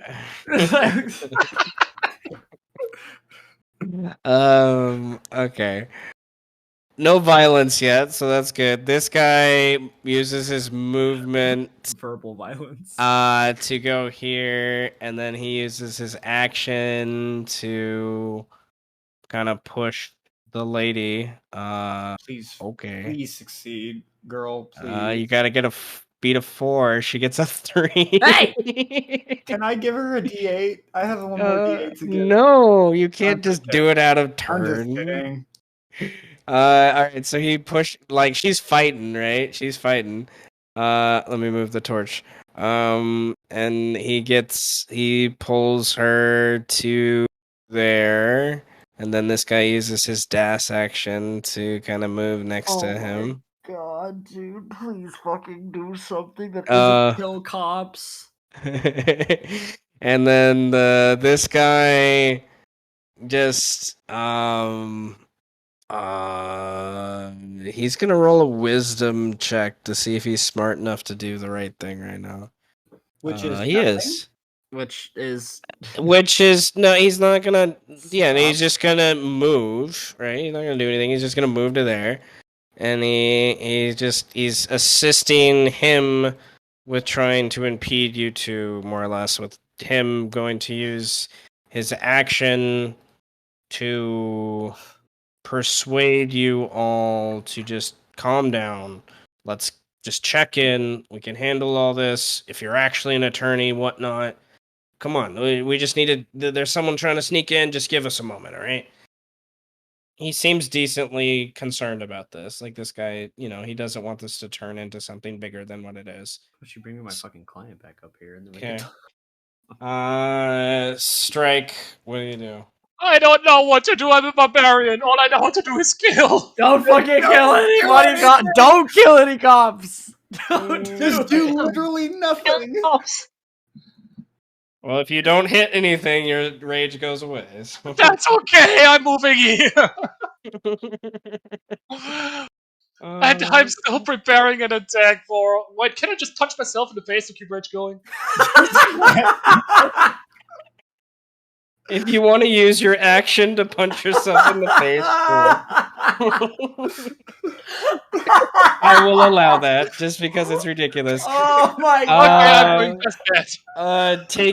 Take 2 points of damage for hitting Oh yourself my in the god! face. Is that mitigated by rage already? This Yes. is such a bad time. Yes, because We're all your screaming. strength is like what, 5?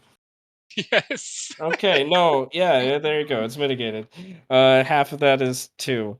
I'm just, wanna say I'm kind of just, not really punching myself in the face, more like slapping myself a couple of times to make it look like I'm trying to figure out what's going on, what to do.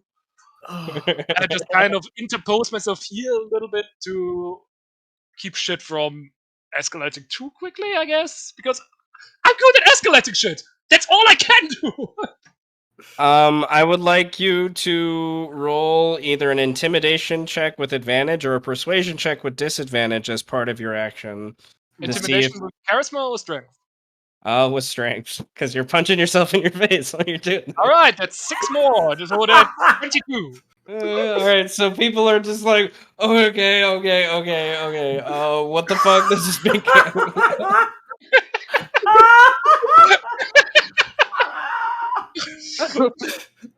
We're all just out here screaming. Cotton has done a triple backflip over everyone. We're all sitting here screaming and Strike is just like, ah! And like punching.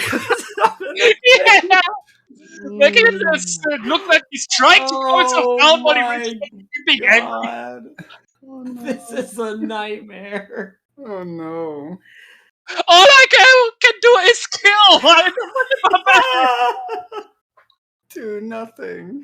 We need to work on your people skills. I love it. I love how I'm Oh my forcing God. him to question everything that is. Okay, Oh my Roxana tries to break free, gets a 10.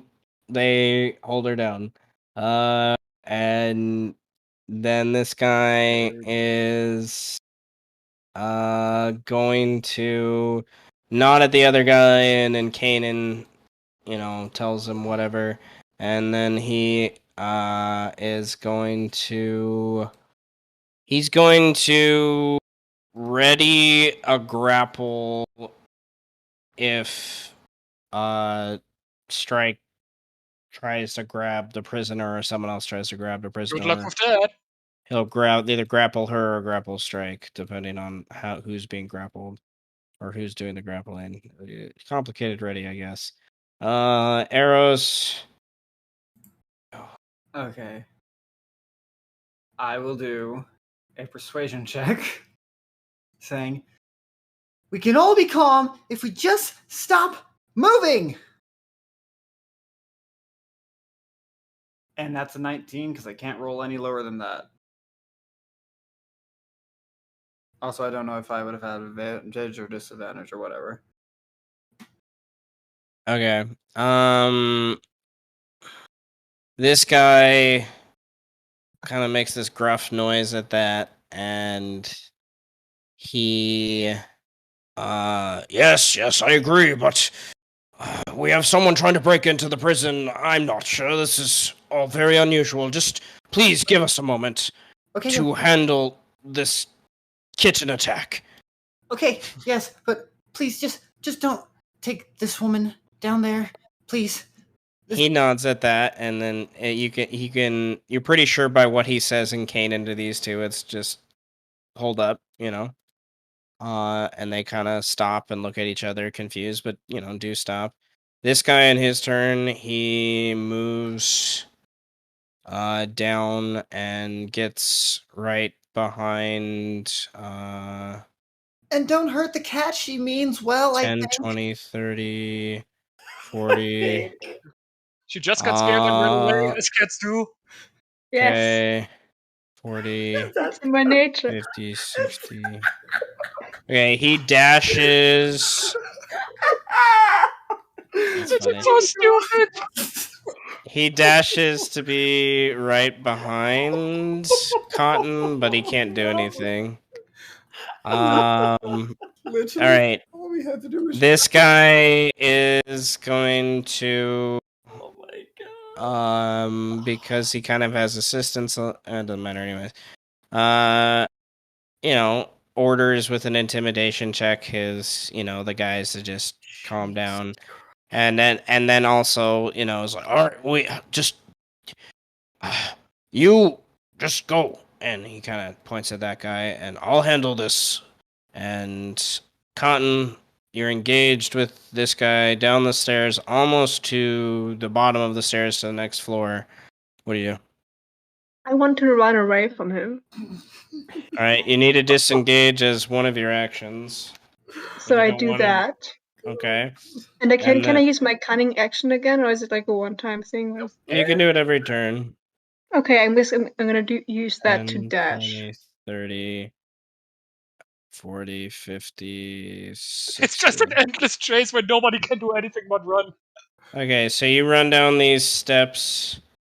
Coming into this room, you see here, there's a torch up above your left, and then you see various people locked in cages. Some of them come here and there. And then right here, you see this dwarf. I know you. What you doing here? And it's one of the guys that attacked you in the carousels fight. He's a lie. Yeah. None of your business, I say. And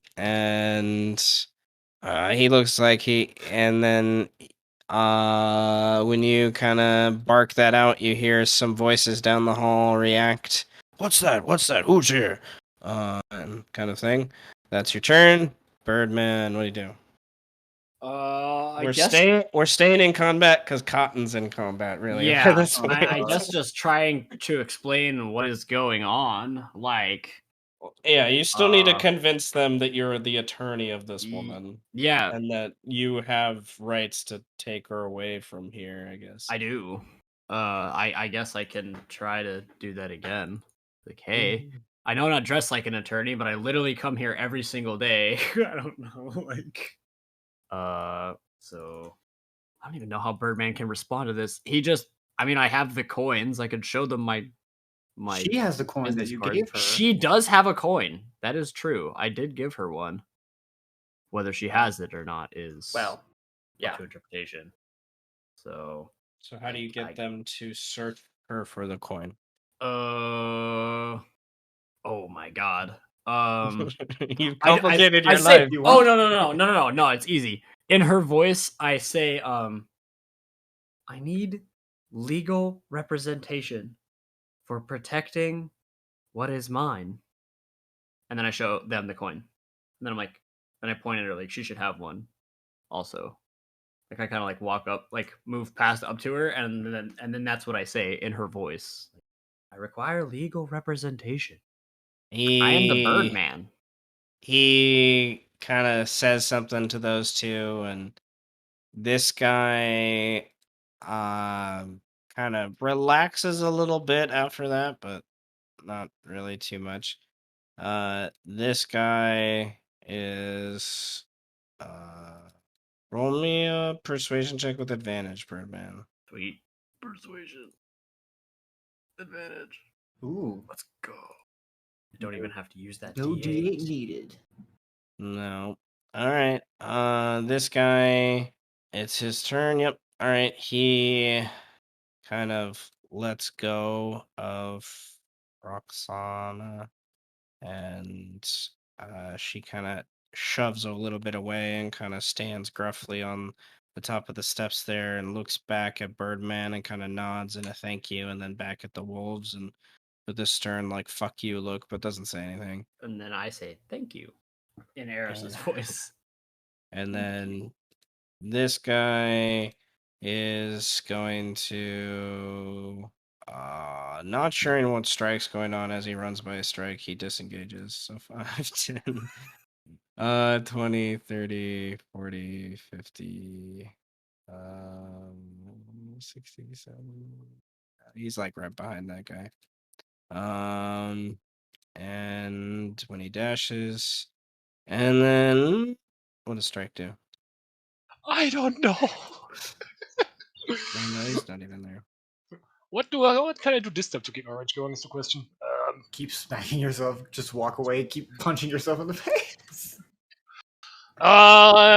This time, I kind of grab my right arm with the left, draw a little bit of blood with my claws. Let me put 2 more points of damage in there. If you want to use your action to do so, sure. Because And that then is one of your point at the attacks. guy in front of me to go after the cat. And don't you fucking hurt her. Make sure your buddies know that. She got scared and ran away. It's what cats do. Okay, they look back towards each other. You're bleeding out of your arm, self-inflicted. Roxana looks to you like he just did that. Okay. And is Don't worry about him. I can't help him. No. he's unsavable. and she disengages as her action, not, just not sure exactly what's going on. So 5, 10, 15, 20, 20 to there to get behind Eros, sort of as far away from as possible, but not breaking, away for knows Eros has magic, not sure. Be close to the caster. She's smart. If there needs to be something. And then this guy, he looking back at what's going on here, he sees those two running after Cotton. He asks this guy in their language a question, and this guy just kind of barks back at him. And he readies in action. You're not really sure what he does. He doesn't have a weapon necessarily readied, so maybe he's ready to move if he needs to. Eros, what do you do? Eros looks at Roxana and says, "We're obviously going to talk." And then looks, like, of course, keeping Roxana close, but moving closer to the guard. She, Birdman, give him one of the gems. The more expensive. Huh? You like the think- fuck? Do you think we have any other choice right now? Mm-hmm. Like fucking. Really? You think we're just... Mhm. I'm not saying that for her. She's fine. I'm saying for the cat that just ran in there for whatever fucking reason.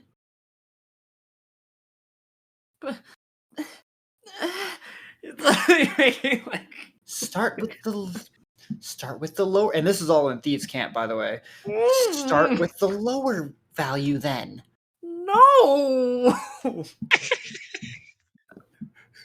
Fair and square.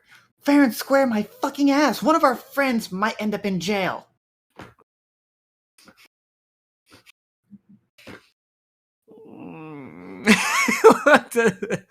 He pulls out the zirconium, and then he like gets in his briefcase. He pulls out the zirconium, and he says, "The cat means well, I think."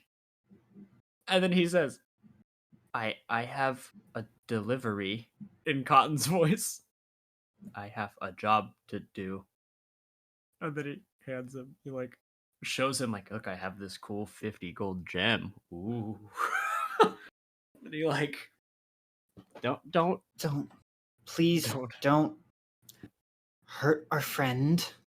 And we just sweep all of this under the rug like it never happened. Okay. Roll a persuasion check with advantage, I guess, is part of that. Really? It's a 19. Okay. And they kind of look back and forth at each other and let back at strike, and they're just quiet for the immediate. I want to let these guys kind of chase for a little bit. 10, 20. So they're there. 10, 20. He comes right behind Cotton very quickly there down the steps. And hey, oh, okay. Let's just take it a little slow, and he goes to grab Cotton. I need an acrobatics or athletics check from Can I Cotton. use inspiration to advantage? Yes. I would honestly wait on using it first because you could also just use it to reroll or whatever. That was Okay. Okay. noise. Dodge out of the way. He only can take one attack on his turn, so that's his turn. This guy is going to. Well, it looks like I'll be buying drinks for everyone tonight. And he holds out his hand for the gem. Birdman looks at Eros and he flips his hand over and gives it to him. I'm not happy about this either. Well, now we're even because now we're not going to get paid. Out of character. Yep. So I guess it all worked out. All right, Cotton. The guy tried to grab you. He's not really.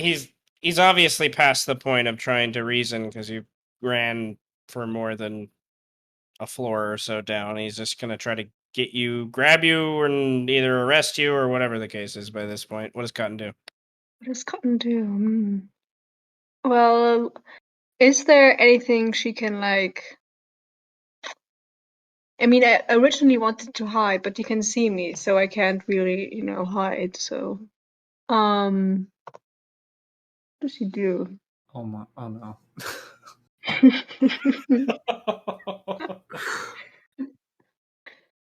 Stop! Just, It doesn't look good. The four ways strike again. Strike! That's me! So I think she is going to disengage. Right. And I can't really see the room. I want her to like jump on something to kind of get away from the guard. Is there something she can? There's a little wall. Yeah, there's the little section of the stairway wall right there. You could probably pivot off of. I imagine using your disengage as one of your actions to get away from him.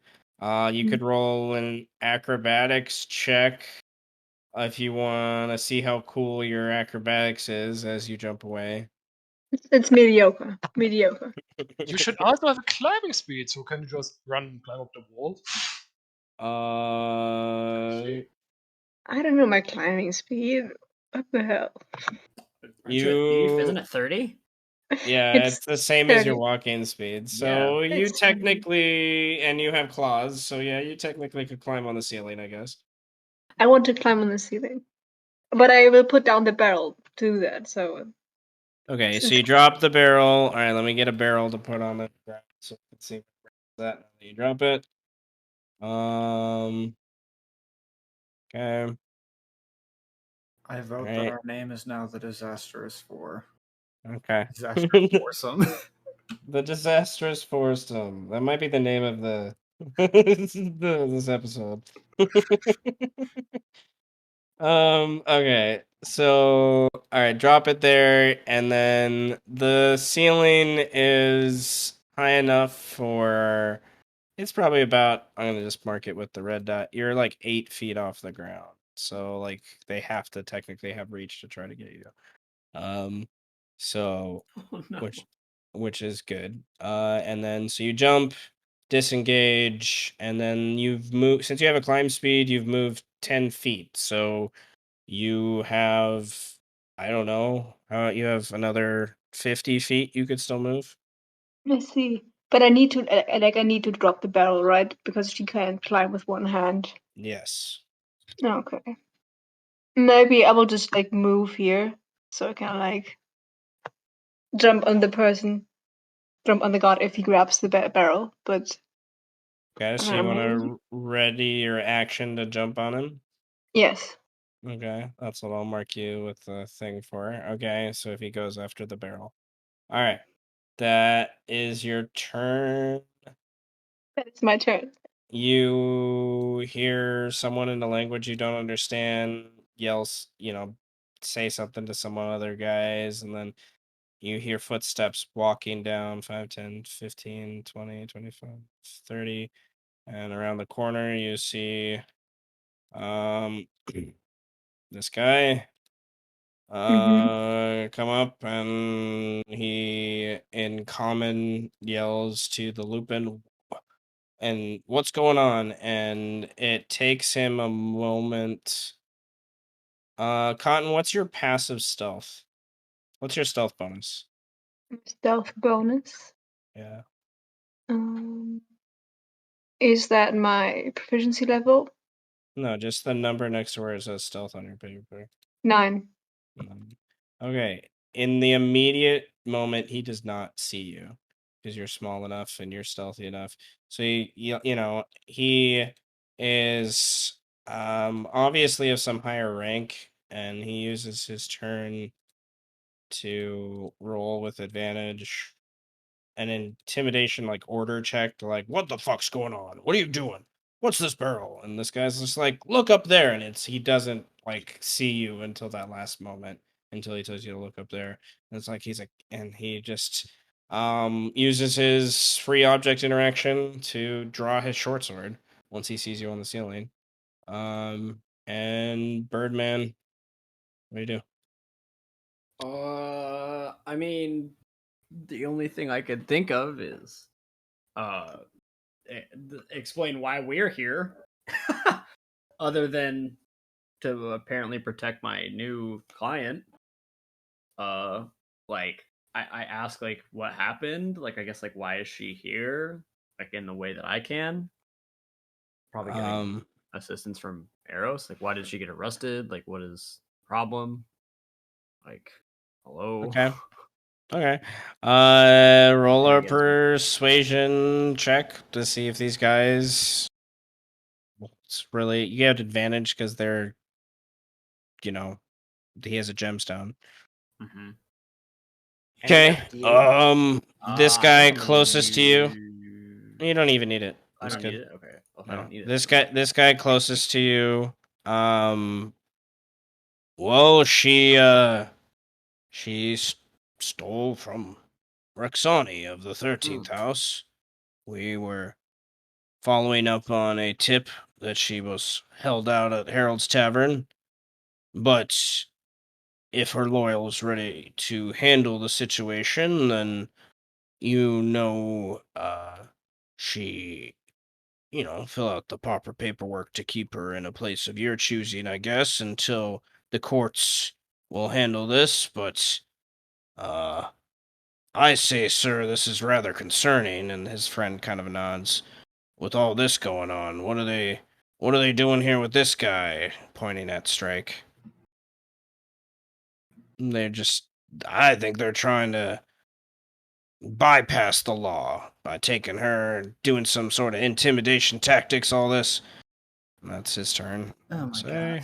Eros' head definitely cocked, slowly turned towards Roxana. Yeah, Birdman in Roxana's voice says, I earned it. I earned what I made. We are seriously going to have a talk. He's like, I paid. He says like all the things that she said. Like I paid it off. I made my own. Like all that stuff. Like telling them like, nah, dude. Like yeah. And then he says, yeah, paperwork. And he like holds his hand out. Like you got paperwork right now, or are you just gonna berate me? Like paperwork. So or shut up. Cotton down below. Fucking stab you. I'm not afraid of you. Cotton down below, the dwarf, kind of as best he can in the small space he's in, the little 5x5. He kind of stands and runs against the door, and the bars jangle, and the drow that just came out and saw you and drew his short sword kind of turns around to face him, and it's, you stop it right now, or I'll poke you one more time like I did. And he, with his short sword, kind of pointed at him. And Strike, what do you do? Let me make a wisdom save to see if I do the right thing. Please. Oh. Okay. Jesus Christ. Okay. I guess I'm dropping my rage. The cop is the luckiest cop I've ever seen in my life. God damn. I know, I would have disengaged and Spider-Man climbed, jumped the walls into the prison myself. Yes, you should do that. I Don't thought do you were that. gonna. I thought you were gonna bash this cop skull in for implying that we were trying to intimidate. It was one or the other. I was gonna say. I'll show you intimidation. Blah. Just wait till level 8 when I get forward. Oh. It's just one less drink this guy has to buy, I guess. One less drink. That's optimistic. Oh yeah, it's at least 4 less drinks that he has to buy tonight. Maybe he doesn't have to buy any drinks because he'd be dead. Oh shit. Okay. True.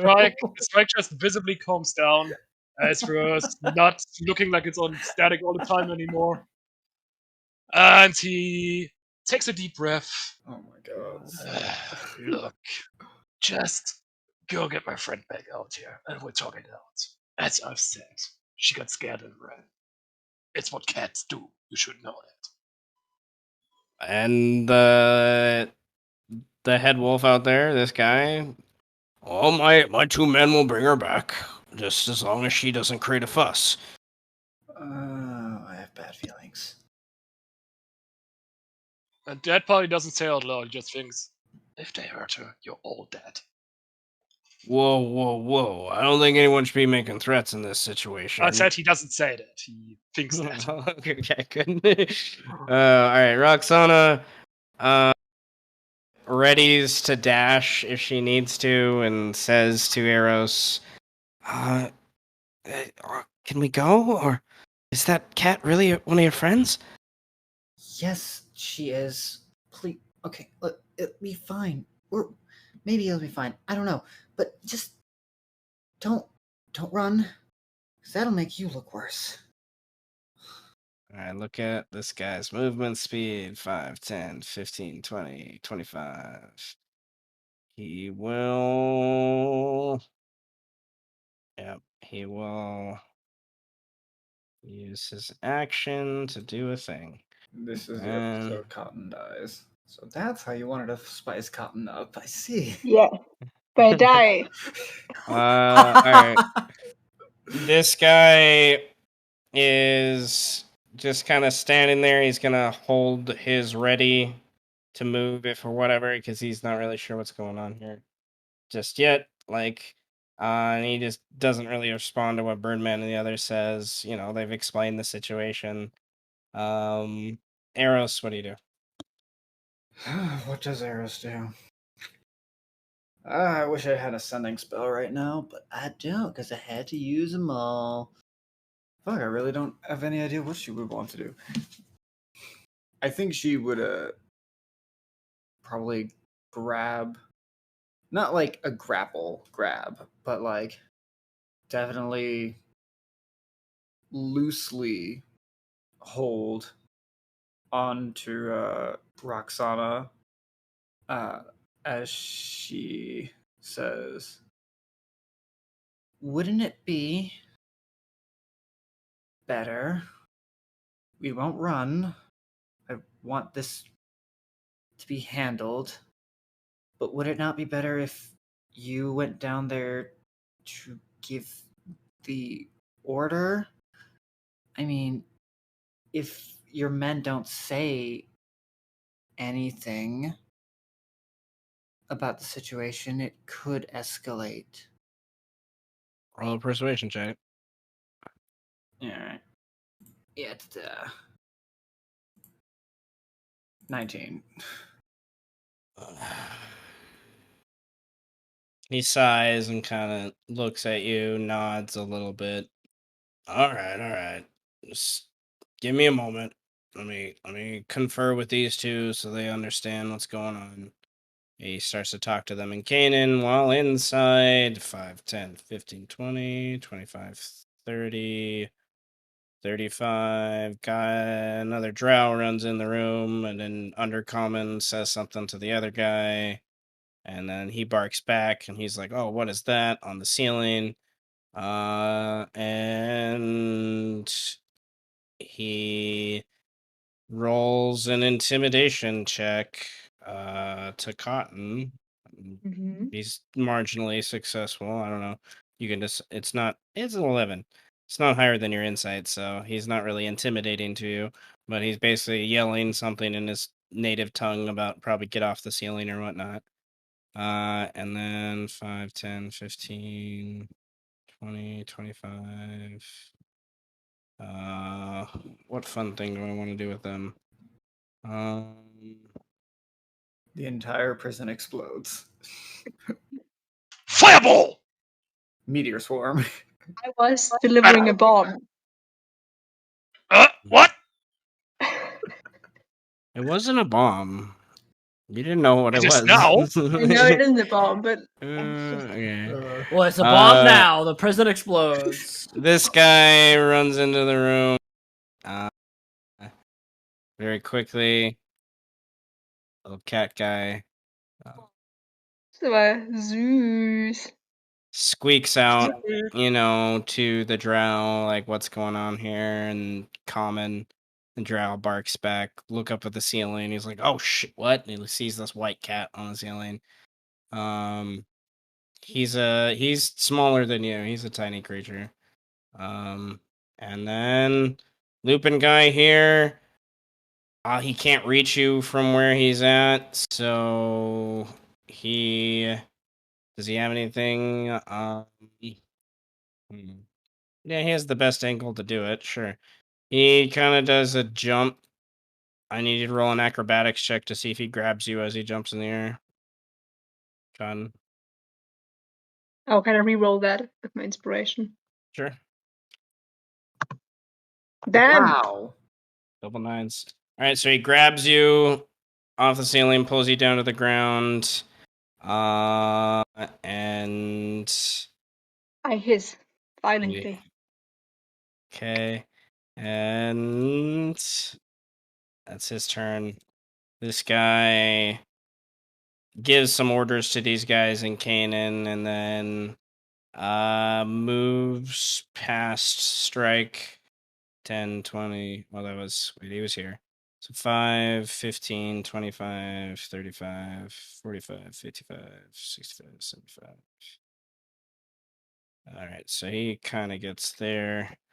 All right. He's not all the way down the stairs, but you can hear him coming down the stairs, Cotton. 5, 10, 15, 20, 25, 30, dash to there. Some more guys around the corner, Cotton, asking the head drow guy that came in first, what's going on? Hey, we got a cat trying to break into the prison, he says in common. What does Cotton do? What does Cotton do? Well, I think she would try to break out of the guy's not embrace, but grapple. All right, that'll be take your action, roll an acrobatics or athletics check. Okay. All right, I cannot hit a 26, so you squeeze out. What do you want to do? I want to get back on the ceiling. Okay. You can basically there's like, a little part of the wall right there, right here that you can kind of jump up and climb back up. Unless you want, 4 opportunity attacks, I would disengage as my bonus action. I disengage as my bonus action. And you use about 10 feet of your movement to get back up to the ceiling. What do you do? What, you have 20 more feet of movement. Where do you want to go? If you want to go anywhere, I guess.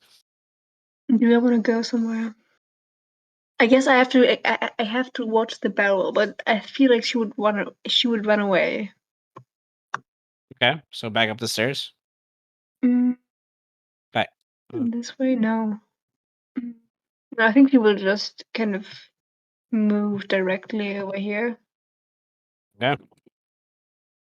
Yeah. No, actually, a little bit further. This is where she will go. Okay. Okay. All right. Then. All right, this guy. Oh. complications. Then he stabs at the dwarf to shut him up. Hits with both of those. And Already dwarf dies. cough. He's still alive. Dwarves are resistant to poison, so he's still alive. All right. And 10, 20, 35, 40 runs out here. Common, another person yells, "What's going on?" It's 40, 50. Runs next to the barrel and dashes to there. And in Sylvan, he yells out to you, "Oh, kitty, kitty, I got an arrow just for you," as he pulls out his bow. And Birdman, you guys can't really hear this going on just yet. Nope. Not at all. So I don't really know what I'm supposed to be doing now. Yeah. So I guess I'm just getting more info about what the hell is going on topside up here. So, These two guards, as best you can impress, they've been told to like stay here to make sure no one else goes down there that's not supposed to be down there. He didn't say that in a language you understand, but that's just the gist you get from the leader guy that went down there. right. And you more or less, with the gemstone you gave that guy, like the only reason you would have to stay behind is to see them bring Cotton back up. Yeah. So I guess we're just waiting for Cotton to come back up. So, in any case, do you want to ready an action or a dodge in case anything happens? Yeah, I'll ready a dodge action, sure. Okay, take the dodge just in case something comes at you, or Yeah, just in case explosion something or funky something. I don't know. Oh yeah, just in case a random bomb were to be planted at the bottom of this prison or anything crazy like that. This guy, No, he no, just- walks over to this side of the corner of the stairs and then readies in case someone tries to go down the stairs to follow them. And then this guy takes out his spear from behind his back and he moves in underneath you, Cotton, and at disadvantage, he's gonna try to throw a spear at you. No. You're like on the ceiling. And so where's the thrown one? I'm already it is. mentally preparing myself for what's going to happen when Eros has to leave your asses behind. 13 just misses Cotton on the ceiling. So that guy is essentially disarmed right now. I'm gonna mark him with a fist to remind myself that. So he can't, he has to pick his spear back up. Hardy, after being stabbed and whatnot, he's gonna roll a wisdom save. Oh, he fails. He charges at the thing again. Fuck you, mother trucker! Oh yes! Wait, this is perfect. Yes, if Let's he do that dies, We get paid. Yes, but you have to have proof that he's dead. So I mean, we're still the going to cops can confirm tell it. them they're dead. Cotton is still in the room technically to witness this right now. So If she doesn't die. yes. All right, Strike. You don't know what's going on down there. There's lots of yelling and screaming in the prison in general, so you guys would have no idea what's going on down there right now. So what do you do? I'm just gonna ready a dash action. Just Ready a in case. dash. Ready the dash. All right. The wrench I used to mark ready, if you haven't figured that out yet. Roxanne is gonna hold her ready to dash in case Eros and the others start to move in whatever direction. She's scared shitless right now, though. It's very obvious. She doesn't know what's going on. Okay. This guy, 10, 20, 30. He's going to dash 10. Okay, this guy is he's just gonna move to the corner there, get a better view of everyone, and just hold his ready to dash in case people start to book or whatever. Eros, what do you do? Eros, noticing, Eros, I think she would, yeah, she has a passive insight 18, so I bet she would intuit that Roxana is like freaked out right now. So, despite being upset at her and Eris also kind of freaking out about the situation, she's going to like kind of put her hand on Roxana's cheek and look her like dead in the eyes and say, "Calm down. Everything will be fine. I swear." I, I, I, I didn't want to make this bad for you. You helped us out so much, but sorry about that. Remember how I said you could earn 20 gold in a week? Yeah, I did it in 3 days and more. No. You can't steal from any of the houses, especially the 13th when you work for them. You could have easily made the gold. I didn't steal. Didn't No. steal. Now listen. You have to pay your own dues. Okay? You can make enough to survive. You can make enough to live well without having to resort to this. You can roll a persuasion check to try to convince Roxana of the importance of this. And as that's happening, inside the camera flicks, and Roxana just nods, very solemn. She agrees with you, obviously. But inside, a hand crossbow just shoots, and the camera just sees as a quarrel from the hand crossbow penetrates into Cotton's back butt cheek as they're climbing on the ceiling. No. Not the butt. And you take 4 piercing damage, and I need a Constitution save. I got shot in my buttocks. I got shot in my buttocks. You resist the poison completely. All right. Yeah, my butt is that powerful. Okay, That's a powerful and ass. it is a powerful ass, I guess. What a powerful ass. All right, this guy. Sheet. Okay. He is going to. Can he see you? Yeah, he can. All right. What's the distance on this? 30 feet. Okay. Let me read it again. Yeah. Okay. I need another con save. You take 1 poison damage, and you are you're knocked off the ceiling. I'm gonna say, as it pushes you and roll me a dex save to see if you hang on the wall though. Okay, you hang on the wall. You're a couple feet down, right? You're like 6 feet down, so they're just barely out of reach from you. As you slide a little bit down after that guy, like through like this infested flea cloud at you. You. And this guy, oh, he does not want to spear people that might be a higher rank than him. So he readies a dash for when things clear up and he can move. This guy comes down the stairs and he almost steps on something, Cotton. You're like, what the heck is that? And he kind of gets confused and then looks up at you. All right, little kitty. I think there's some misunderstanding here. You should be.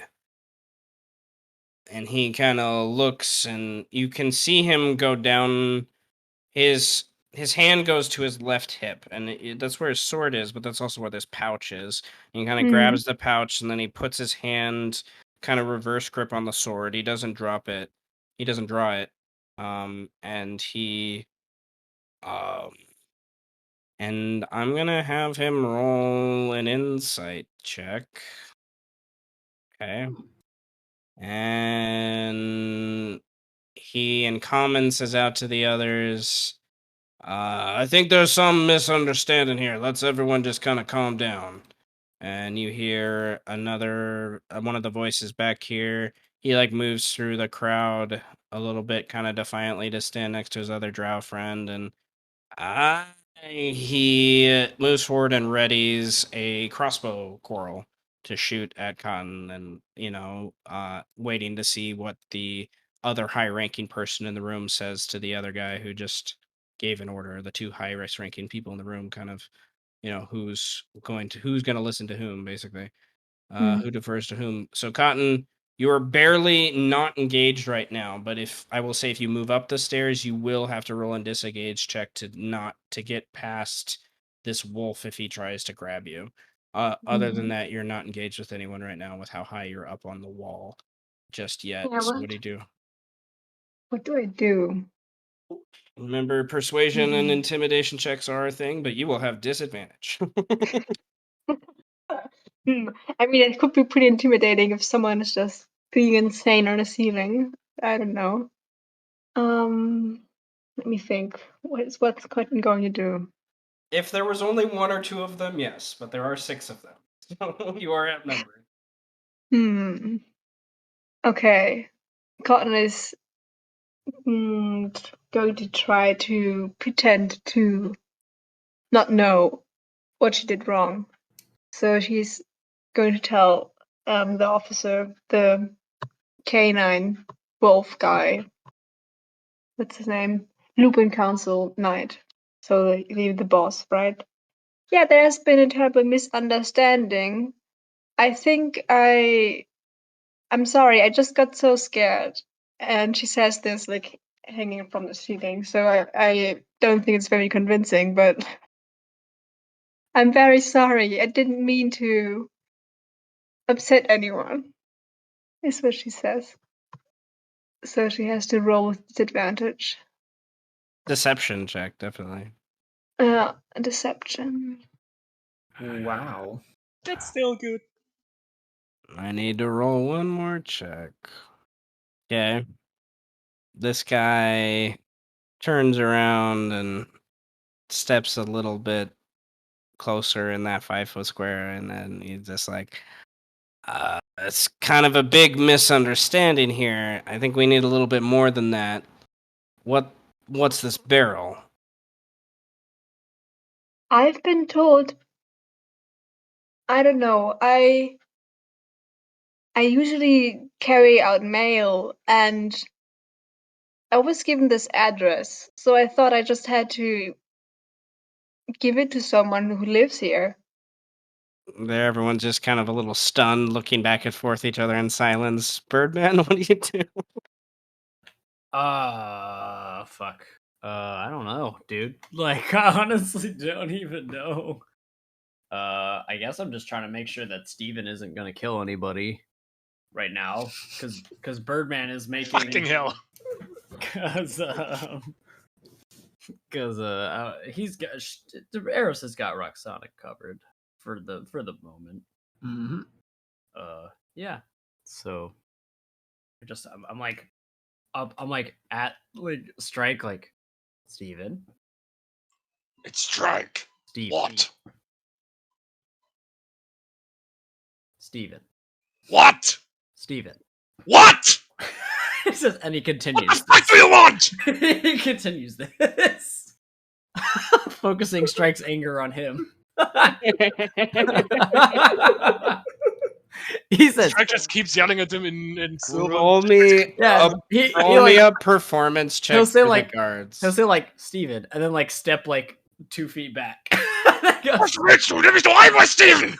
He said performance. Roll a performance check for the 2 guards. Okay, they're totally like it locked into this right now. It's like, okay, but they're enjoying it. Little smiles on their faces. All right. The Lupin guard underneath you. He picks up his spear as his object interaction, and then he readies to see what what's going on here. You notice everyone's kind of just stunned, and he's like, he rolled an insight check to see if he could see past what the ruse here, and he didn't get the 20, so he's a little confused. But he just kind of readies his spear to throw it again if he needs to.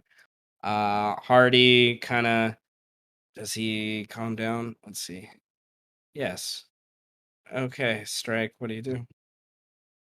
I take a step closer to Brian over here. And despite being fucking pissed off, he eventually catches on to what he's trying. Steven? And plays it up even more. I imagine it's just like, my name is like, fucking Strike! How many times do I have to tell you that? like over here now. Like, Steven? Brian! Steven. Like Marco Polo. It's like Marco Polo. Yeah, exactly. He like pointing at himself. Brian. Steven. Strike! Brian. Steven. Strike! Brian! Points at himself. Strike? I'm Strike! You're Brian! I'm Strike. You're Brian. No! I'm Strike! You're Brian! You're Brian.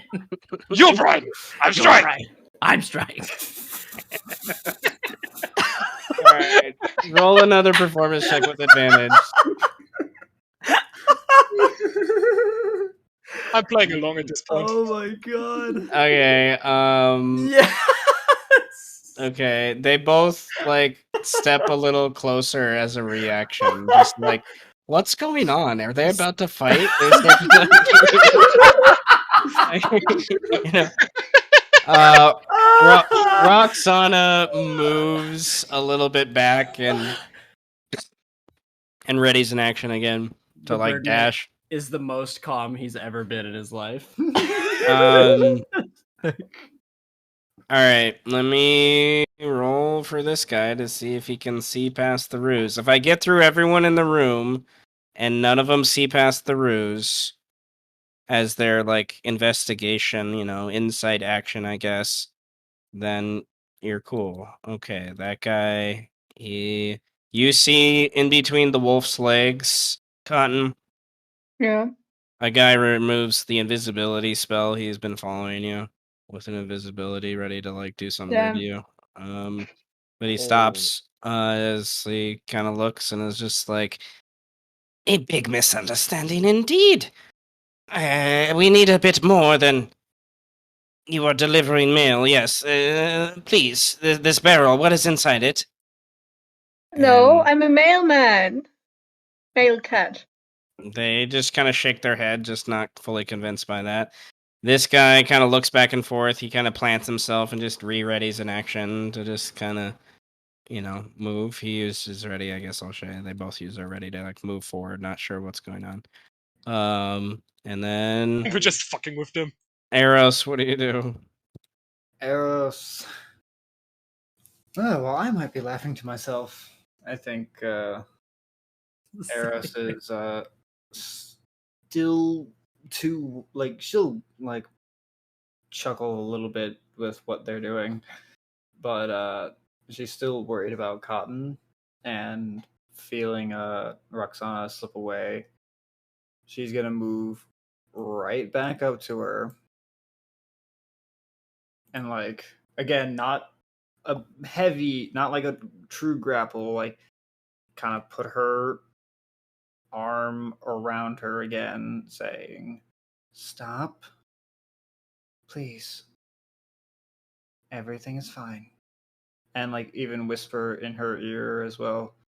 They do that often. Okay. She nods at that and then is like, she's comforted that, and then kind of picks up, oh, okay. They're just being friends or whatever. She shrugs, kind of motioning to that understanding. And this drow just confused, uses his action to try to, is that the truth? He gets a 19, not a 20. Little kitty person also is just very confusing indeed. Hops on the little barrel. I indeed would like to know what this is before you leave, little cat. And he's smaller than you as a cat. Do they hear us yelling down there? Do they maybe want to move some guys up? Nope, there's lots of noise coming from the prison. This guy, the wolf down here, he's gonna see if he can get a 20 on his insight check. You've heard of Bard and rogue shenanigans. Still confused by this thing. So this guy, they raise a fair point.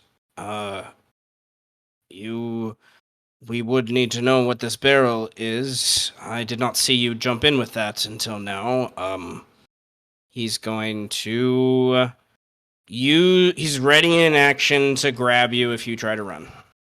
It could be anything in that barrel. I don't know what it is, but if you're open to open it, do it at your own risk.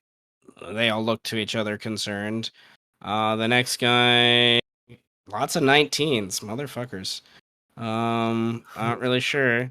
So, Cotton, they seem to be convinced by the ruse that you've just delivered it, but you still have to prove in another successful charisma check that they should handle it, or whatever approach you're taking. So, well, seeing how this is a prison, I don't really know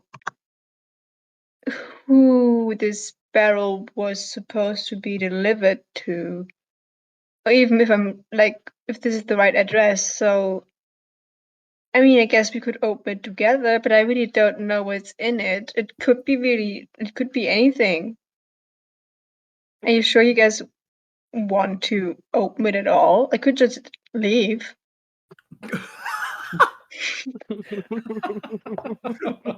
I'm just gonna go away. You do. I can just not be here anymore, and you guys can open the barrel. You guys can handle it. oh goodness gracious! She does have a point. All right, roll another. It's at disadvantage still because they're they're definitely not. I will give you an inspiration point. Awesome. I mean, you don't know what's in the barrel. To be fair, No. They do have a point. We have to open you the are barrel. you are telling the truth, so partial truth. So you could use persuasion instead of deception if you want, but I have 6 with both, so I don't know. Yes, I mean, it's just they like do how have a your point. intention comes off. Like, if you're lying to them, they'll probably be more pissed off if you fail. They do have a point. We do have to open the barrel. Counterpoint, you can open the barrel, and I will go upstairs. Yeah. Please use the inspiration. I mean, I don't know if I have inspiration left. Did I have 2 points? You just got one. You just got one more. Oh yeah, it's true. I'm dumb. Sorry. So can I roll again? yeah. Would it still be a disadvantage? Yes, right. You can just take the 21. Oh, can I do that? Sure. Okay, I'm gonna do that. All right. Then I will complicate life. Oh no. Strike, get an inspiration point. I'm giving this next guy advantage on his insight check. Fail, motherfucker. Ooh. I do not agree that we should let this little one leave in any way, shape, or form. At the least, she should open the barrel for us. She brought it in here. And this guy is going to Eros get an inspiration point. He's gonna roll with advantage as well. He's just confused. He's just confused. He just wastes his turn, just not sure what to do. He's so excited to shoot someone with his bow, and he just lowers his bow sadly. You know, like I don't get to shoot anyone today. Birdman. I feel it. I really want to kill someone too. No. I am Strike. You are Brian. No. I am. Yeah. You are Brian. No. No.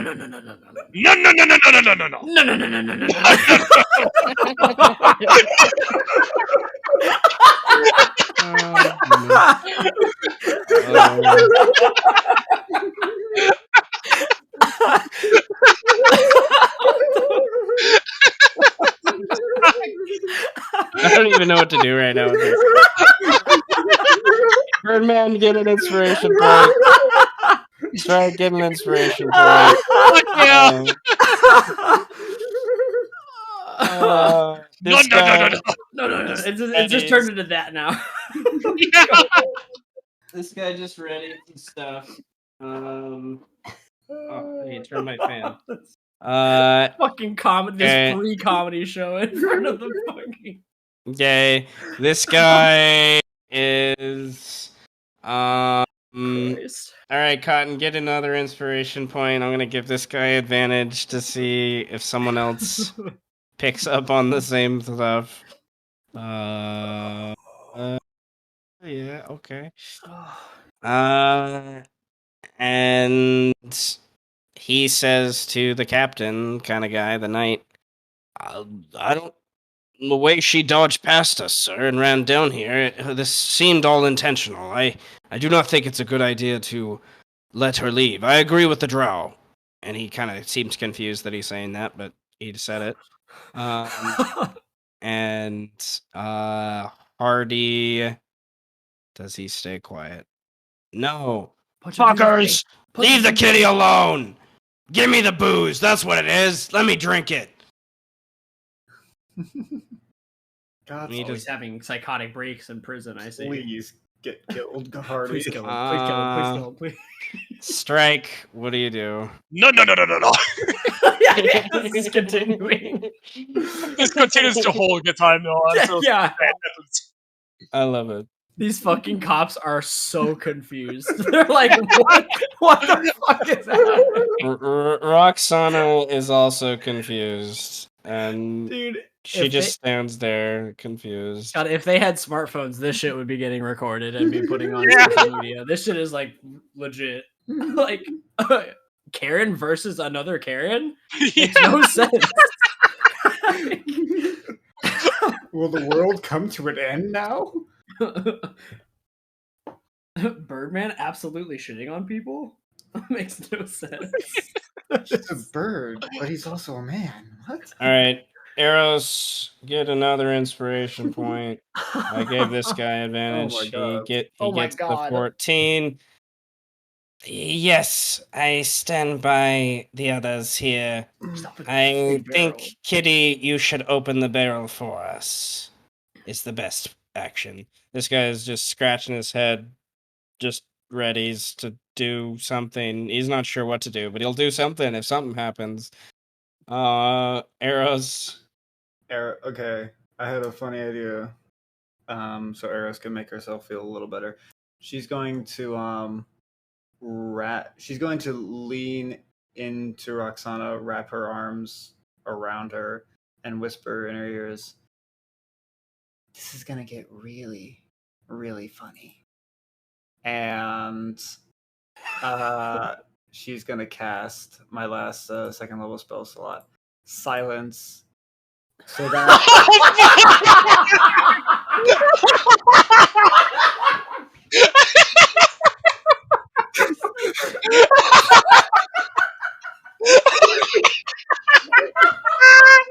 It just turns into like old, like black and white slapstick, like Oh my God. like cartoons where there's no sound. You're just watching them hit each other and scream. Meanwhile, upstairs. You have to use make subtitles though. Okay, Oh my Eros, Wow. get another inspiration Holy point. shit. Adding the next level there. All right. Meanwhile, upstairs. Okay. Okay. no one can hear me. Meanwhile. No one hears anything. It just is quiet. It probably is taking them guys, everyone, like the full round to completely realize what's going on. And this guy, he rolled a 13. Cool. He's not sure what's going on, so he's just gonna stand there confused. This guy is going to. Is there anything I can do? Yeah, okay, he can do something. I need a DC 14 wisdom save from Cotton as he attempts to That's charm not you. gonna happen, I think. No. Oh, I did I roll a... Sorry, it was disadvantage, I think. Yeah. That's okay. I'll take the 9. Take an inspiration. Roll again. Roll Oh. again. Okay. Do it. Just do it. Roll a regular roll. Yes. 17. Let's go. Okay, you resist the charm, and okay. And he, after the spell fails as his free action, he yells, "If they're not willing to follow with even magical persuasion, perhaps we shouldn't trust them at all." And then this one is going to 19. Okay. Well, he moves forward. This guy just holds his ready to see if Cotton runs past. That guy just holds his ready to shoot Cotton if Cotton runs. What does Cotton do? Like, if Cotton doesn't turn around and go to the thing, they'll both have their readies go out. Well, I guess I can open the barrel, but you are going to have me let down on the ground first. So The wolf says, "That seems reasonable enough. So, you can move on the ground over here. That square's free, or you can wait until they move." she's gonna wait till the rat moves away and the little cat. Okay, Also roll a persuasion check, normal. Okay. Persuasion, normal. Well, they seem amiable to that. This guy, unsure of the whole situation, he readies to grab and he readies to move, I guess, yeah, to chase after you if you run. But he nods and concedes to that point. The little coyote guy, he moves back here and kind of readies to move if he needs to. And Birdman is outside. Yes, Birdman is outside. No. Dude, I wish I had mana illusion yet. I could just make subtitles. Yeah. Greed, get an inspiration point because that's funny. Hell yeah, dude. Hell yeah. I have Okay. no clue what I can even do. Like, Aggressive finger wagging. I have no clue. You're in silence, so it's quiet now. You don't hear Strike anymore. You don't hear anything anymore. What do you do? I don't hear anything anymore. Not a single sound. Not a single sound, huh? I jump over Strike and run down the stairs. Fuck Strike. What the fuck, man? Just take off.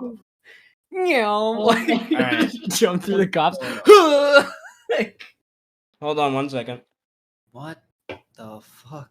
No, I have nothing to do. No, I'm just gonna continue to scream and Strike. I'm not gonna cause any more issues. I was gonna say.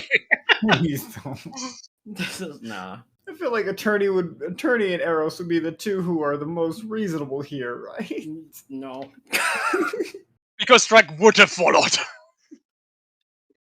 We just beat the shit out of these cops and go downstairs because no one I can mean, hear it. technically Cotton should be pretty reasonable as well, but I guess she just got scared. That'd be so Yeah. funny. Actually, no, we're not gonna do that. But that would be great. No, it's up to Benny Hill theme I'm plays. going to skip my. Yeah, I'm gonna just skip my turn because we're chilling. What's in the barrel, Seth? What's in the box? What's in the box? Put the bunny back in the box. Okay, sorry. I had to pee really bad. I know. That would be a very good idea, though. Now that it's silence, we just beat the shit out of these cops and go downstairs. Okay, so what do? You run downstairs? No, he doesn't. No, I do not go downstairs. I just skip my turn because I'm up. Dude, here. dude, Just can you continuing to imagine? yell at Stripe. I'm just dragging the cops into the silence and you stab them. They're already They're already in the silence. Oh, So even better! no one can hear them if we try to kill them. In the silence, but nobody can hear a scream. I would love if the if everybody does Cotton comes upstairs and we're just beating up two police officers. They started it! Yeah. One of the Lupin guards come up to Arrows, pointing at her. You don't hear what he's saying, but he's he seems to kind of figured out what's going on, he thinks. This guy will move back here, I guess. And he picked up his kind of thing as a way. Spear, that is. Already. Okay. Sees there are more people near him. He kind of quiets down. Strike. You're in silence. What do you do? Aggressive finger wagging. I don't know. Okay. I ain't doing shit. The lady is just gonna. Lady Roxana is gonna ready in action again. Silent, but sees the wolf come up. But doesn't want to run just yet. Might trigger him.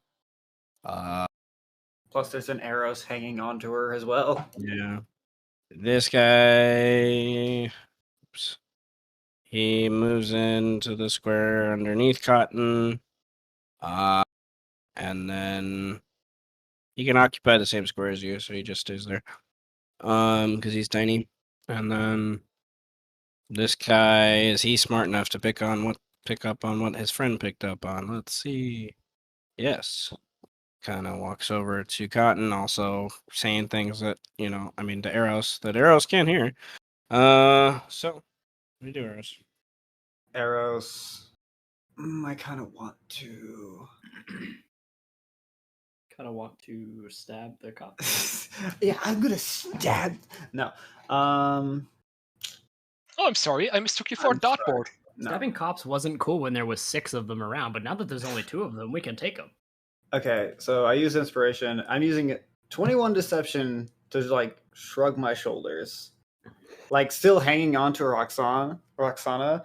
Like she kind of tilts her head and just like shrugs, like, I don't know what's going on. Shit, I could check these cops alone. You could just chill and watch. I could just leave, yeah. Okay, so this guy is just gonna ready. If things he reloads his quarrel on his hand crossbow. This guy kind of moves back here and he readies a spell. This guy stays where he's at, readies to move if he needs to. This guy just holds his ready, stays where he's at to grab Cotton if they try to run past. Not sure exactly what the situation is just yet. That guy holds his ready to shoot if he needs to. Cotton, what do you do? Well, Cotton jumps down, like in front of the barrel, so she's not on the ceiling anymore. Okay. I guess I can open the barrel, but I really don't know what's in there. I mean, I don't even. No one. They all look at you like that doesn't matter by this point.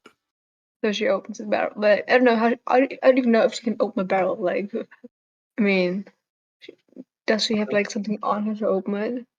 Don't you need like I crowbar assume or something? You could just use your action to use something to open it. They handle you a crowbar or something. It's easy enough.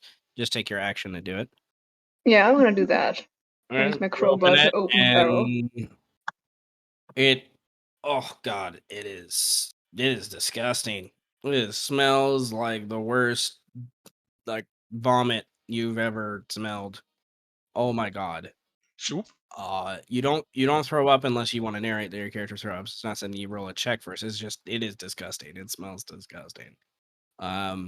So you're not exactly sure what this is. You could roll a history or alchemy check if you have alchemy to maybe figure it out. Do we have alchemy? You probably don't. No, I don't. I just know alchemists. Your poison. You could roll poison too. You have your poisoner's kit. Yeah, that's true. How do I do that? Roll an intelligence check and add your proficiency. Okay. Okay, +3 is a 10. It's something made from Tarask. That's all you know. You're not exactly sure beyond that, what it's for. And then when it's opened, the little Putori guy behind you. Ha!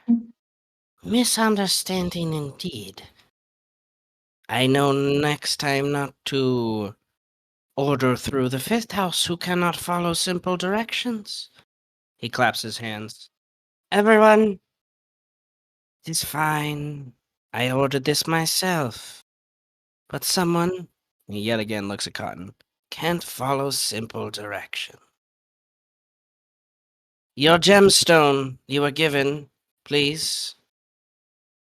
She pulls it out of her pack and gives it to him. This? Thank you.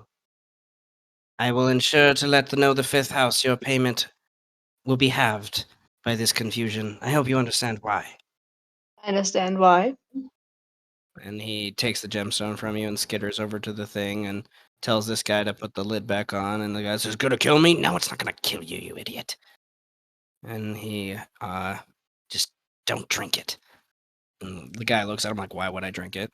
It's just like, and then the guy takes the barrel out, and initiative is over. Mm. Cotton, the guy leads you back. The wolf guy leads you back up the stairs. When we see them up the stairs, that's when I dispel the silence. And then the wolves. No,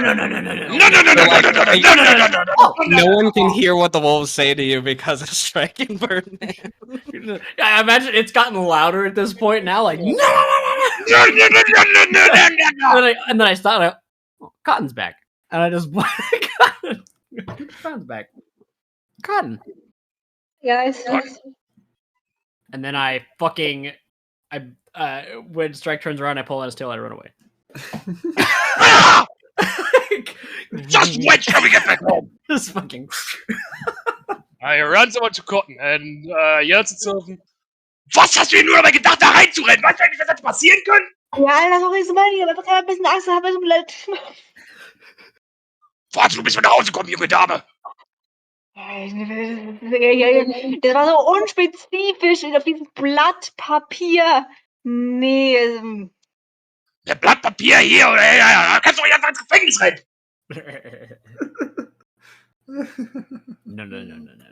No. Arizon's like, what were you guys saying? What were you guys I think saying? it's okay. Don't worry. No, to They the wolves. They look back towards each other, then back at the guy over here as Strike moves over, and this guy yells at them, "All is well. They were delivering a package and got confused on the directions, apparently. But, yeah, we must check in the, Birdman, you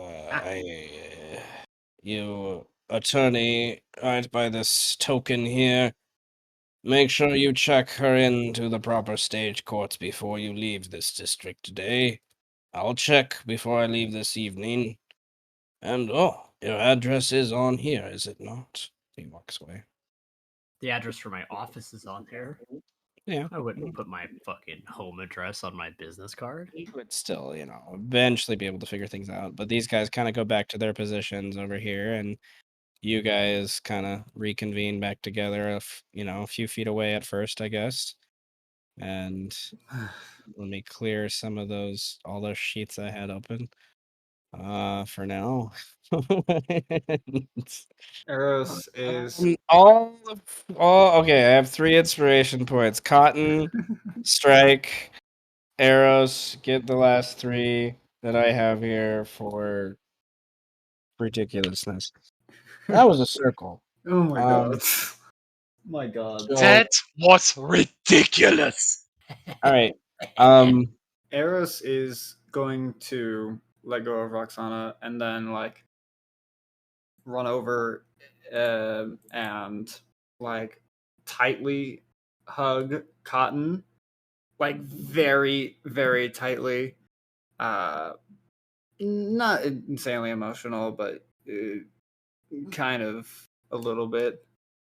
Saying, "Don't you ever fucking scare me like that again."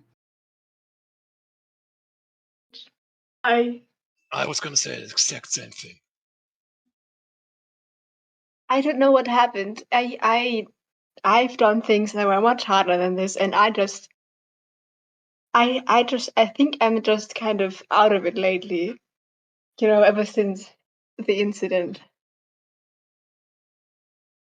Eros the pulls soup incident. ever since the soup. Eros Soup! pulls back and says, Then don't. Look, just. Please. Please. Just take a moment and breathe. I will try. I will work on it. and she hugs Cotton again. She's very fluffy. Very, very fluffy. Roxana would speak up and say, we should probably get moving, yes? Eros, pulling away and turning to her, says, You and I, we're going to the 13th house, and I won't take no for an answer. Birdman, No! please check to make sure Hardy was actually dealt with. Paperwork. There won't be any need for stage courts because we're going to fix this without Paperwork. dealing with it. We're going to have a conversation with Rexani, whether you like it or not, Rexana. Paperwork. Check to make sure Hardy was dealt with. Paperwork. Attorney. At crime. All right, let me do a couple checks to see what happens to Hardy. Gets drop kicked. Gang. So, all right. How do you verify what happens to Hardy? Oh fuck, I don't know. Especially since I can't talk, it's very difficult. It might not be something you can do today necessarily. You do know, as your Yeah. lawyerness, that Yeah. eventually something like that will be put in paperwork. Yeah, I need It to might do take a couple days if you wanted to wait that way. Altapar will be impatient as fuck about this, and he might Yeah. gouge your pay the longer you take just because he's a dick. Technically he's not gonna gouge nothing because he only paid us for one person, so fuck him. And yeah, so I think Birdman's number one priority is making sure that Roxana's paperwork gets filed first, so that like Okay. if anybody comes to him and like, hey, you didn't do this, he'd be like, nah, I did it. I want a check for this. Oh, I want a calligraphy A or lawyer check. forgery tools check. okay. I have Or if a not, then it's just a dexterity or charisma check. okay. Okay, great. I have expert forgery being a Kenku, which means I have advantage on all checks made to produce forgeries or duplicates of existing objects. I don't know if that counts towards anything, like if I have to No. make multiple copies of it, or It's more or less like how official are you making this paperwork? Because and also, I guess the question is, are you trying to in this paperwork? If it's forgery, if you're trying to like hide something, in my mind, I see. you're trying to like make it so the law oversees this, or like they push back the date a significant amount or something like that. Like you do something minor that gives you more time or makes it easier for you to handle the situation. But it's still like official. That's forgery to me. Calligraphy is just like you're trying to make a document that looks legit. Okay, yeah, because from what Eros is saying, this is going to get taken care of before the court can have anything to do with it. So he would probably just like make it in the hopes that it would just get filed away and not even worried about. Okay. So, but I imagine he would want it to get worried about. So yeah, we'll do a calligraphy just to make sure, just in case, covering my ass. Make it as official looking as possible. Yep. Dot the T's, whatnot. Yep. Okay. So what was that check gonna be again? Dexterity or charisma? Dexterity or charisma. Okay, just a regular flat dexterity check. Yeah. And you're like establishing a DC basically Okay. with this. So you have a bunch of inspiration. 9. I do have a bunch of inspiration, you're right. And you still have the D8. I still have that Okay. D8. You do. That's true. It does. He's an inspiration for this, sure. Sure. He's an inspiration for it. Why not? Why not? Yeah, it's a lot better. So there you It's a go. lot better. All Wanna right, put so the A on it's top a of that? DC 20. Your calligraphy for Roxana's court. So it's like it looks legit. Like this is something that like meaning this proves to the government she's doing what she should be doing to prove that she's innocent, thing. So people will stop pressing her and it'll Yeah. kind of help give you a little more cushion to help manipulate things for a couple days. Right. Eventually without some interaction, but Eros is already planning to do that with Rexani to kind of like settle this, that this would eventually get pushed to the courts. So it's best if you guys could like try to handle something out of the courts and settle with whatever's going on. Um, Eros Rexani is going to ask her to work it off. Like that's the simplest thing is going to happen here. That she needs to pay her debt for what she did. Um, whether or not that's fair, that's up for your guys' Well, but I feel interpretation. I was gonna say, but I feel like Birdman would kind of explain because I guess now is the opportunity to do what I was gonna do anyway, was figure out if he is fair because Birdman would basically say like, hey, the way she explained it to me, and I'm sure she'll explain this to Eros, was the way she explained it to me was that she did, but Rixani wants more money because he's greedy as fuck. Like, and that's not cool. So like he would ask Eros, hey, is that something you've encountered? Do you think he does that a lot? Like, because if he does that a lot, that's court material. I have to take it. It's not fair. Like if she earned all of her money fair and Well, square. if you can't take want to it. try to prove a binder lord is doing that stuff, you need lots of evidence. That's what I mean. He needs that's why he told Rexati in the first place, like I can't just go at a binder lord and be like, nah, he's doing some funky ass shit because they're gonna ask me for like how many people have you talked to, how many like whatever. I need to get like multiple sources of people being like, yeah, he fucking basically robbed me blind, even though I worked like, fair and square. I was like, okay. Eros, So Rexani plays favorites. You are one of his favorites, so he tends to be a little nicer to you with gold. But as you mentioned before, he only gave you 25%, even though you basically made that money that night. So, he has that position and he manipulates it, and he's not afraid to be someone that uses the intimidation of a binder lord and what the binder lord does. Like literally, he knows the word that would wake up the Tarask. Like he knows what that word is. So it's like he could threat and use those things, and he's threatened that before. Like, will he actually follow through without other repercussions from the other houses? That's yet to be seen. But that's a kind of a different argument in some ways. The binder lords kind of do this shit all the time.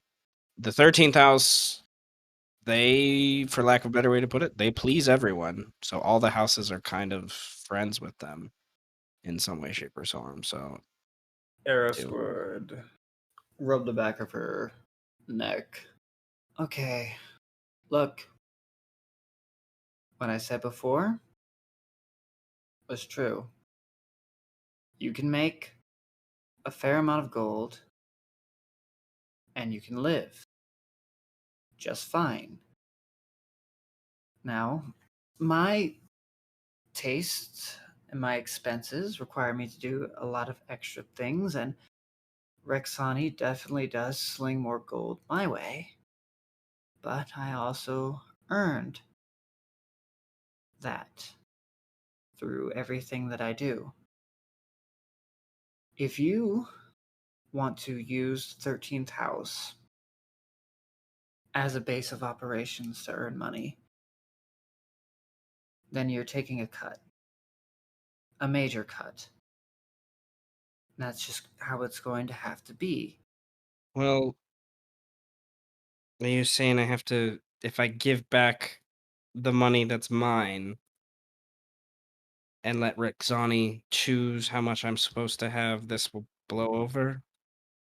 Yes, it's just you might have to do a little bit more work, but give the man what he's owed, and everything is fine. You mean the half man?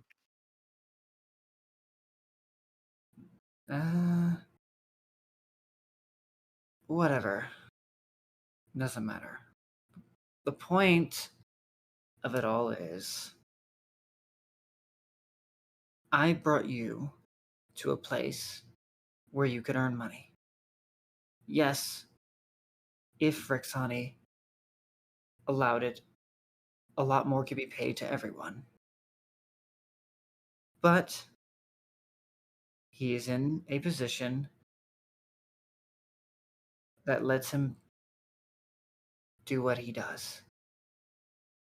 He keeps the 13th house moving, and he also doesn't wake up the fucking Tarask.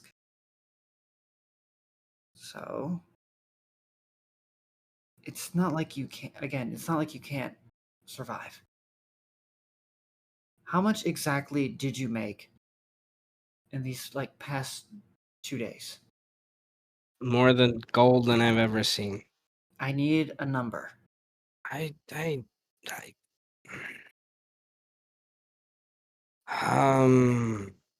Seth, not expecting it to get to this point. Let me roll a dice. Didn't you say it was like at least 100? You said it earlier. You said it was at least a bag of at least 100 gold worth of coins.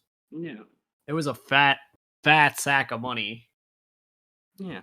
Because Birdman asked her about it like earlier. She said it was, she didn't. You said it was about 100 coins in the bag, but that also might have just been Birdman's perception of what was in the bag. Let's roll one more. Why not? Fatty fucking gold. Add it in there. Okay. I spent most of the copper to kind of consolidate. The money changers are fucking ridiculous. Yeah, Gemstar sucks. But I still have about, give or take, 120, 130. I've hid it away in my room somewhere. I don't think anyone's found it yet. Okay. Let's see. 90% of that, at least 90 gold. 90% of that, looking at about 15 gold at the very least that you would have. So, if you had just given over the money, you would have had at least 15 gold made in 2 days. And I said you could possibly make 20 in a week. Meaning, you're definitely an overachiever. You could have easily made 100 gold if you worked 8 days. Sure, yeah, if you got the full amount, it'd be a whole lot, but Okay, I think I finally get what you're saying. This city is, there's so much. I just got, and they can be generous if you flaunt a little bit. Here, let's go get the money. Okay. And before they start moving off, Eros looks at Strike and Cotton and says, what are you two doing? I'm just gonna go home. Yeah, me too. well, Terry is already did his check, as Cotton knows. I don't know if you know that, Strike, but so everything should be fine. I've heard the little rats in the cave, yes. Cool. Tell the kids I said hi. I'll be sure to let them know. And we go. We go. And Birdman says, I think I'm going to go home. Cotton's voice. Yeah. Okay. So we'll end. But he looks sad. We'll Mhm. say it that way. I like it. So Birdman kind of slowly trots after Cotton to walk home. Eros heads east in the Beast Crown to go to the 13th house to talk with Rexani and Strike. Well, Eris is staying with Roxana to make sure that she gets the gold and then gets to the 13th house. Okay, yeah. So go back to the Herald's Tavern nearby your apartment, then walk all the way back to the 13th house, his kind of tavern, Rexani's tavern. Rexani's tower, that is. And Strike, where does Strike go? Also home. Okay, so three of you go home. You're gonna all walk together a little bit back home, and then split ways to go to the Herald's Tavern nearby with Eros, and then let's say the camera closes off with the silhouette of Eros and Roxana kind of walking down the street together. Roxana, I'm going to officially make her a level 1 bard after this. I think that makes sense. Get to that. And let's. That was an interesting turn of events. Not 100% what I planned for with the prison, but definitely was fun. I don't think any of us have planned for any of this. No, not at all.